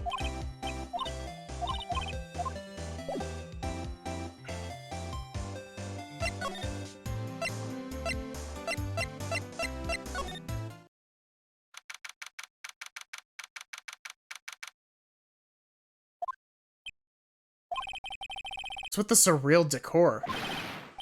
Welcome! Please, furnish me with the title of your personage. What the? Your name. What's your name? I was just inquirably asking about the title that you go by. Wright. Phoenix Wright. Inquirably. Most eccentric bastard in Ace Attorney? I wouldn't go that far, but he is very eccentric. Mr. Wright, is it? Well, I see. Splendiferous. Perhaps I have intimidated you with my gigantesque vocabulary. Is that a JoJo's Bizarre Adventure character? Yeah, more or less. What is this guy's problem? I'm Red White, CEO of Blue Corp. You know, corporate expansion official. My business dealings bring me into contact with the elite of the elite. So I'm afraid I'm not used to conversing with the wordily challenged. What a fruitcake. Let me guess. You're an attorney fresh out of law school, are you not? That is the only explanation for why you would come to meet me like this. What does he mean by that? No matter. So, what business does a mighty lawyer have with a man such as myself? Ugh, this guy's arrogance meter is off the scale. Miss May is an employee of Blue Corp, is she not? Correct. She was my secretariat. What a shock it was to hear that what she has done. She's done? You mean the wiretap?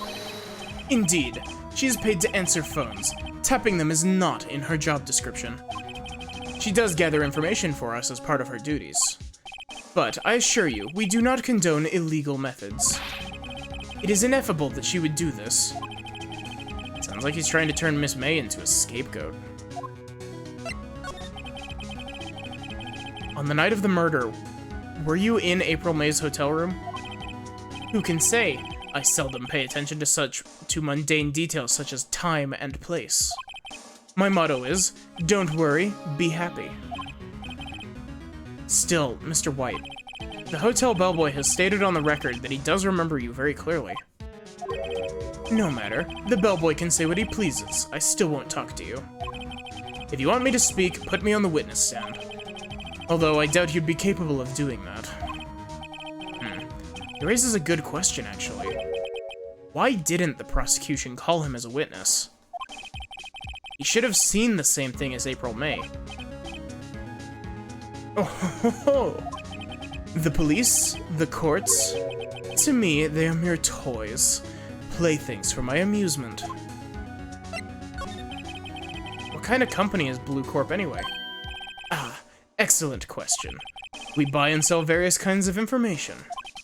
We are a company of the future. You might say we are the future. Sell information. In just 10 years, I've built this business up into the grand office you see now. In case you are wondering, Blue Corp was named after the color blue.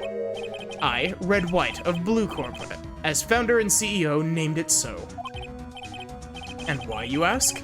Because I like the color blue, of course. Fantabulistic, is it not? There's something that's been bothering me. Yes, what might that be? That big painting on the wall over there. I've seen it before. You know, I've actually seen that painting before. Oh. Just yesterday, actually. Your point being? My point is simple. Rather, my question is simple.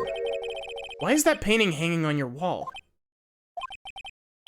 Mr. Wrong, was it? Right. It appears you do not fully grasp your position here. I ask again, who are you? Huh? A lawyer? No, my feeble friend. A mere lawyer.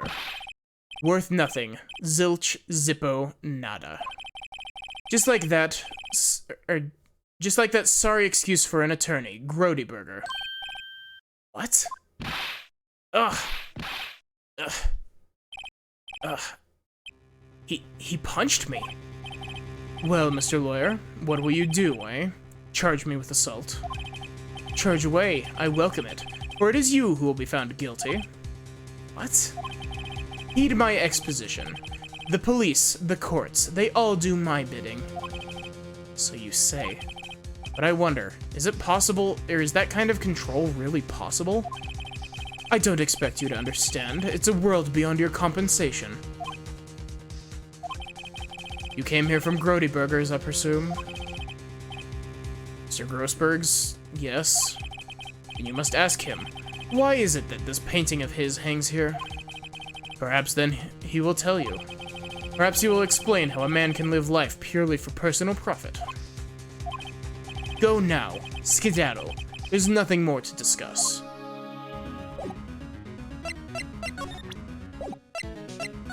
I am an attorney.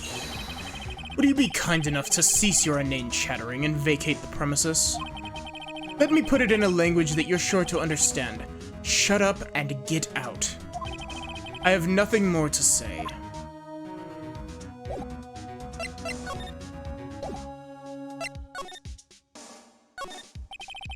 Guessing this is supposed to be a desk? My, this is quite the thing.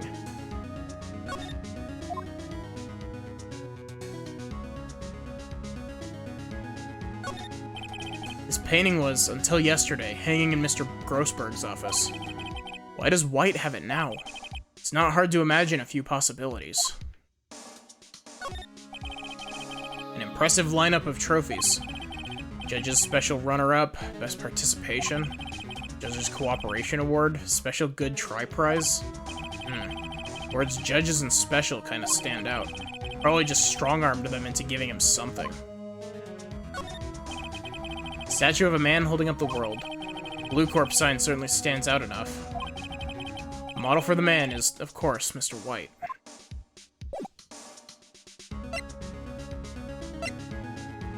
But yeah, I can totally, like, this guy does feel like a JoJo's Bizarre Adventure character. Oh. Bellboy seems to be out. Huh? Sound of water coming from the shower. I don't think I've ever, like, okay, for frame of reference, I've played through the first little bit of this game twice. And I have watched a playthrough of the first part of this game 4 times. I don't think I have ever seen this interaction before.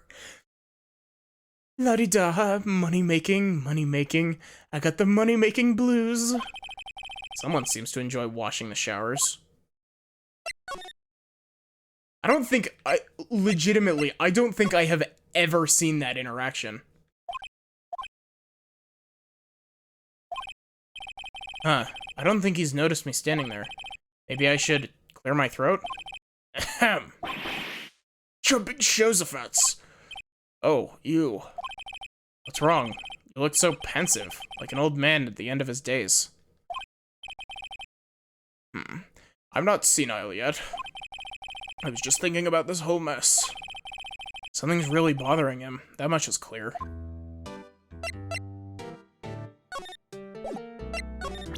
Hey, check out this picture that I swiped from you.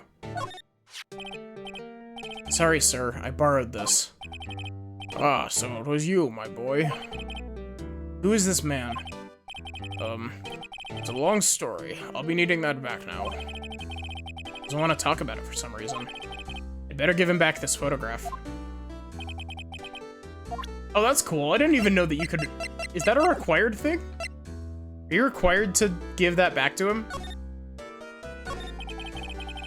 So you came to see the trial? Yes, I did. Something was bothering me last night, you see. I couldn't get a wink of sleep. Really? What was that? Well, you see, it's just his sister, that poor girl. My boy. This piece is what all heroes strive for. I owe you my thanks, truly.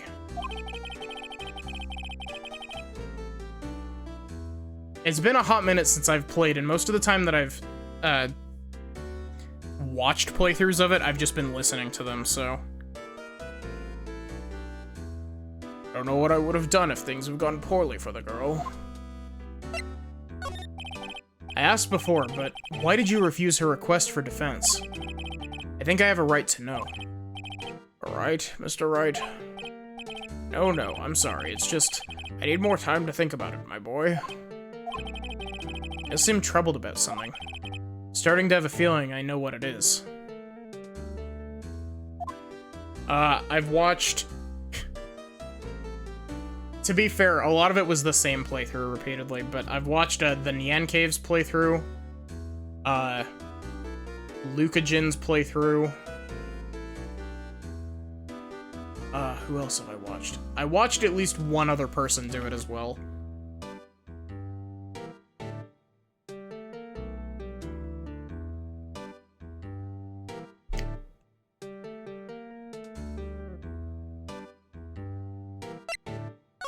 Lucajin's is great.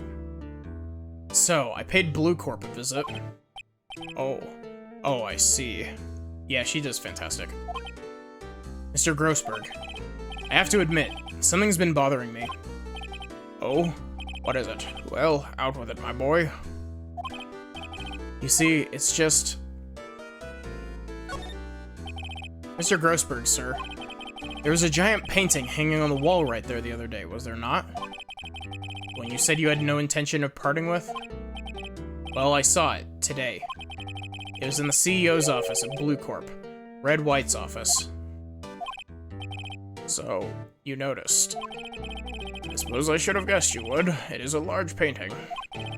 Mr. Grossberg, I know you and Mr. White are connected somehow. Connected, you say? Yes, and I know what it is. You're lovers. It's not something I can claim to understand. That's incorrect, Phoenix. But you and Mr. White are lovers, aren't you? What? My boy. You sent that painting to him. As a sign of undying love. My boy, please. You're letting your fantasies run away with you. Where do you get these bizarre ideas? I don't understand how you could... That's because I'm not. We're not. Don't be ridiculous. Enough. I'll swallow my pride and tell you all. I knew it. They are lovers. No, we're not lovers.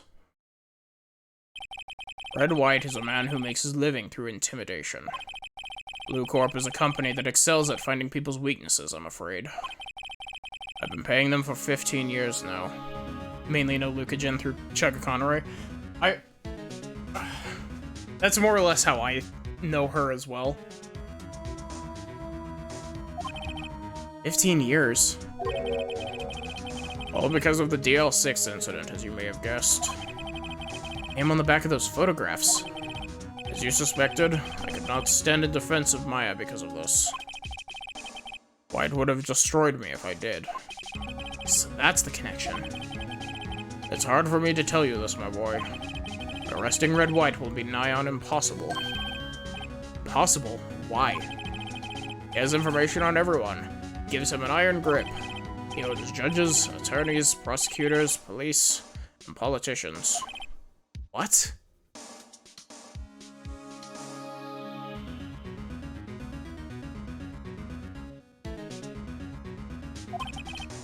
They're bound, unable to do harm to themselves and therefore to him. Don't look at me like that.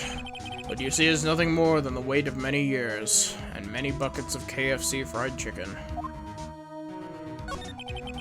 What is the DL6 incident? DL6 is nothing more than a sorting code the police gave the case. It was 15 years ago now. I received a request from a medium, a spirit medium. A medium? Her name was Misty Faye. Faye. Indeed, she was Mia's mother. She had been investigating a murder at the bequest of the... Bequest of the police.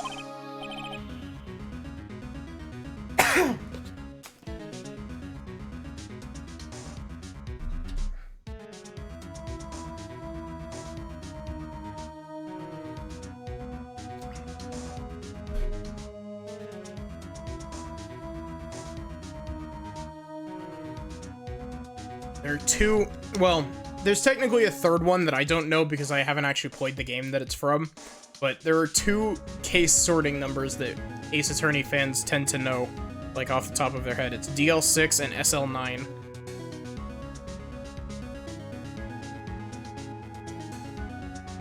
then she failed. As a result, the police called her a fraud. This is what Maya was talking about the other day. I did all I could for her, and in the end, cleared her of wrongdoing. That murder case, however, remains unsolved to this day. That case is the DL6 incident. But why were you blackmailed over this, Mr. Grossberg? The DL6 incident was top secret at the time. It made sense. The police didn't want people to know they were using a medium. They couldn't let people know. But one person found out. I told him. You told White? He offered me riches. It's an embarrassment to me now. As I talked, the police were mocked far and wide. In secret, they began looking for the one who sold them out. Of course, White had heard about it. He came to me. Only this time, the offer was blackmail. I see. White controls the law of this country as he sees it. Yet if you would still challenge him, have a close look at Mia's office. Mia's office? Followed his every move for years. She may have recorded something of what she found.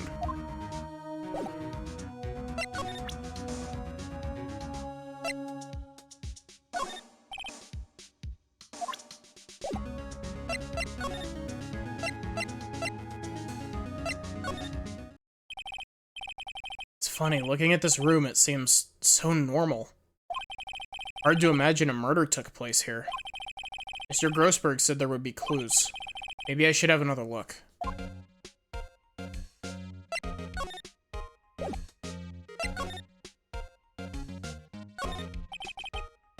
All the cases the chief ever worked on are filed here.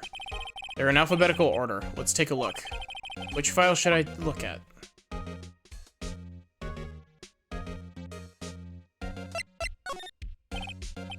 T-U... Oh, I know, W, White.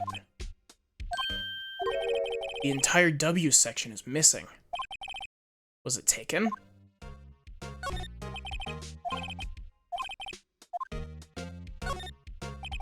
Let's see if there's a record in this file that catches my eye. A, B, F, Misty Faye. That's me and Maya's mother. Should I take a look? I've tarnished the Faye name, leaving only these words. My mother vanished. I was determined to find the ones who had made my mother blame herself in this way. Using the power that runs in my family, I held an audience with the dead. Finally, the names of two men surfaced. One was Marvin Grossberg, a lawyer who said my mother's information, who sold my mother's information for riches. The other was the man who sold the information to the press. This parasite, who makes his fortune on threats and coercion. His name is... Record stops there. So Mia knew Grossberg.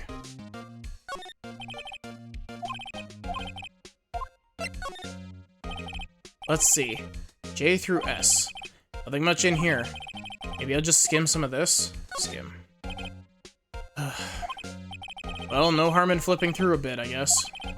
Biggest part's here at the end, an S. Suicide? Ugh. She has a collection of suicide reports. There's politicians, policemen.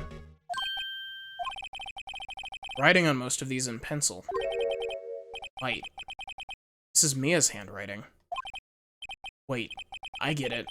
Mia thought he was involved in these suicides. White drove them all to... I can use these newspaper clippings. Let's find the most disturbing one.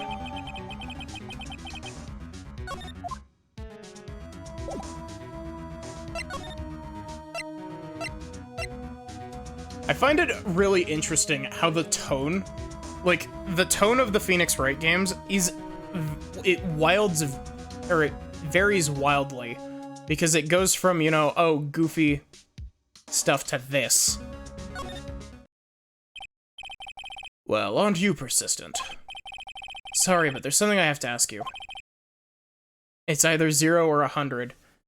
Yeah, if you... Dual Destinies was so 100.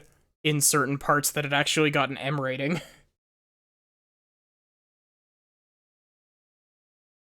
Mr. Lawyer, I really hate having to repeat myself.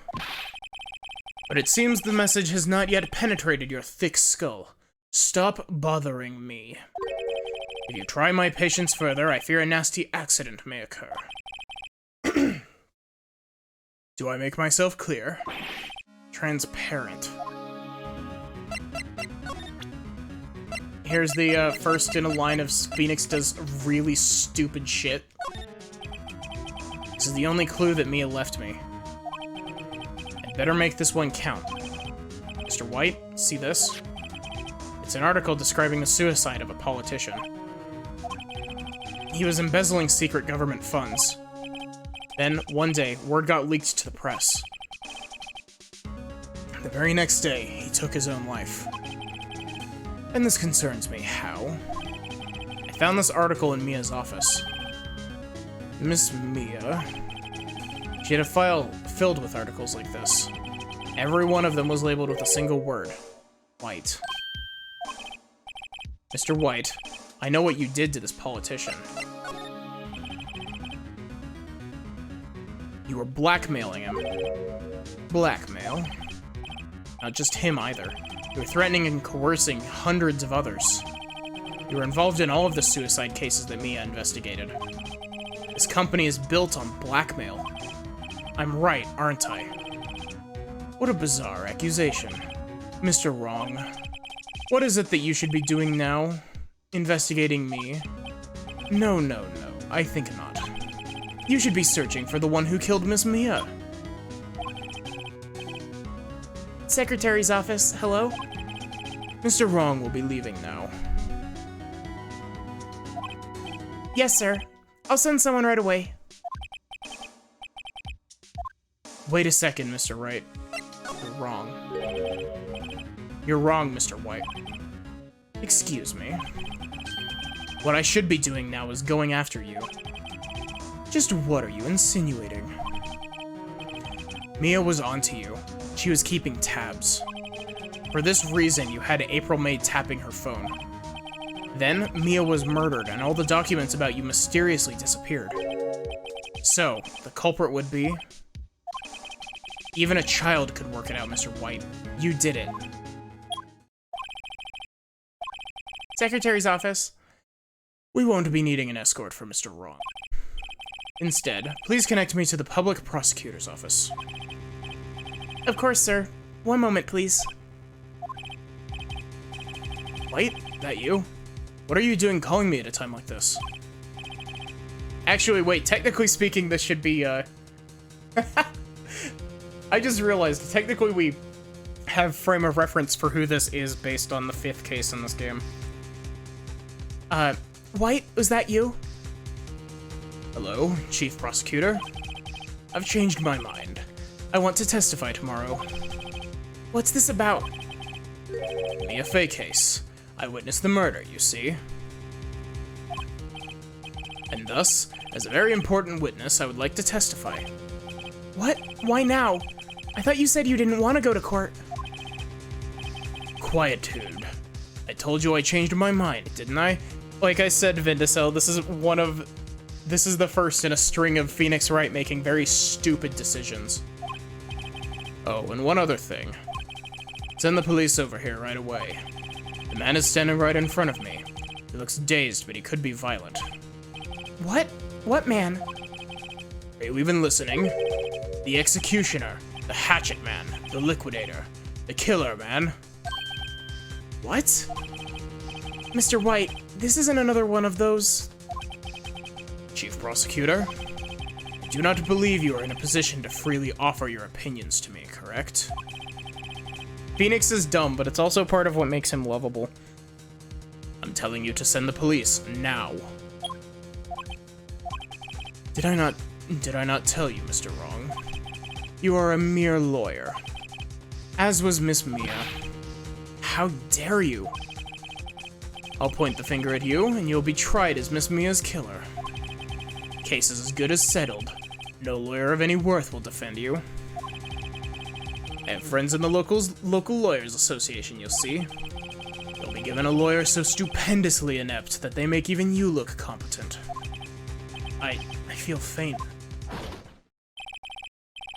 Detective Gumshoe, reporting, sir. Ah, Butts. Harry Butts. Right, actually. Phoenix Wright.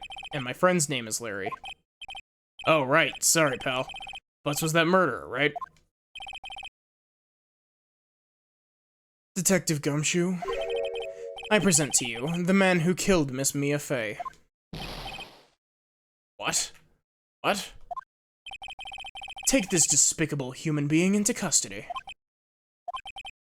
Farewell, Mr. Wrong.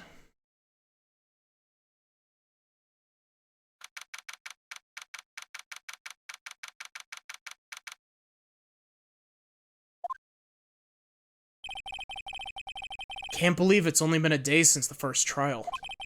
My trial begins tomorrow. White's going to set a trap for me. And the prosecution will be in on it, of course. Edgeworth included. An attorney was assigned to me by the state yesterday. I refused. I had an idea. Right. Mr. Wright? Oh, Maya.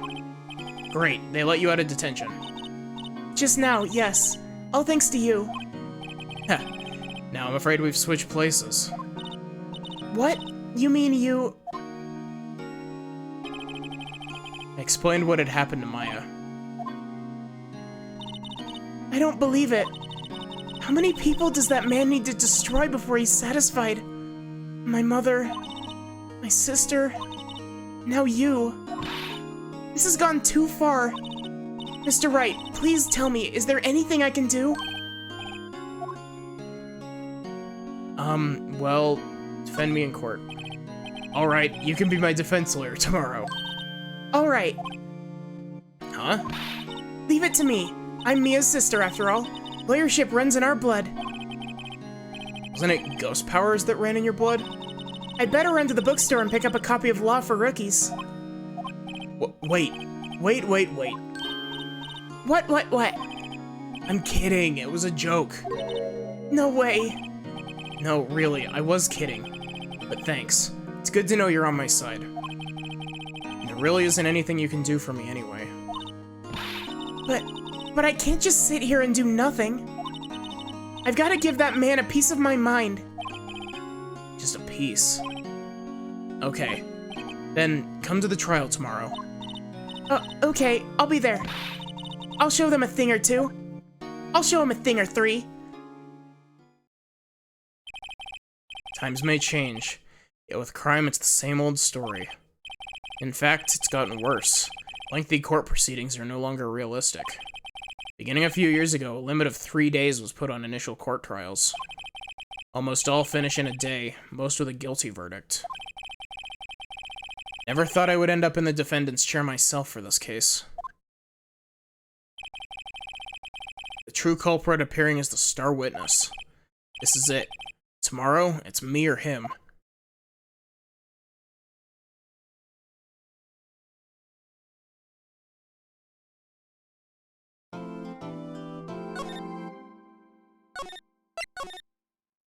Well, you heard the man. Tomorrow, it's... it's Phoenix or Red. That's gonna be where I end for tonight. Convenient stopping point.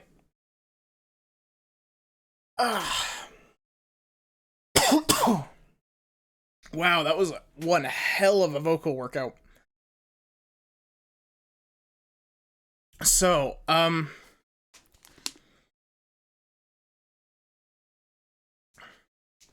thank you all so much for watching. I hope that you enjoyed.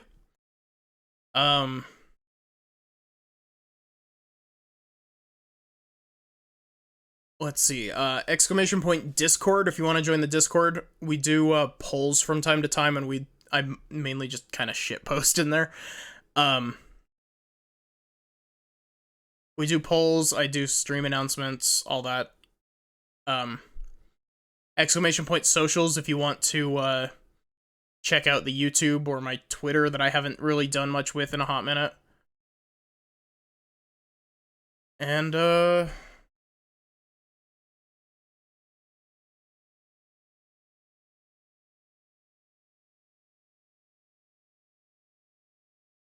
Let's raid, let's see.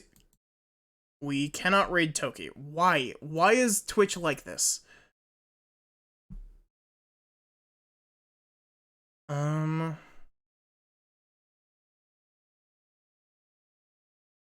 on.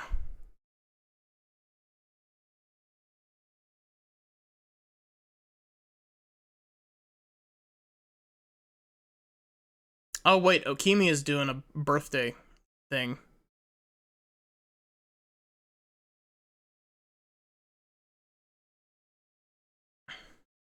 So yeah, thank you all so much for watching. I hope that you enjoyed. I hope to see you tomorrow for more Phoenix Wright. And yeah.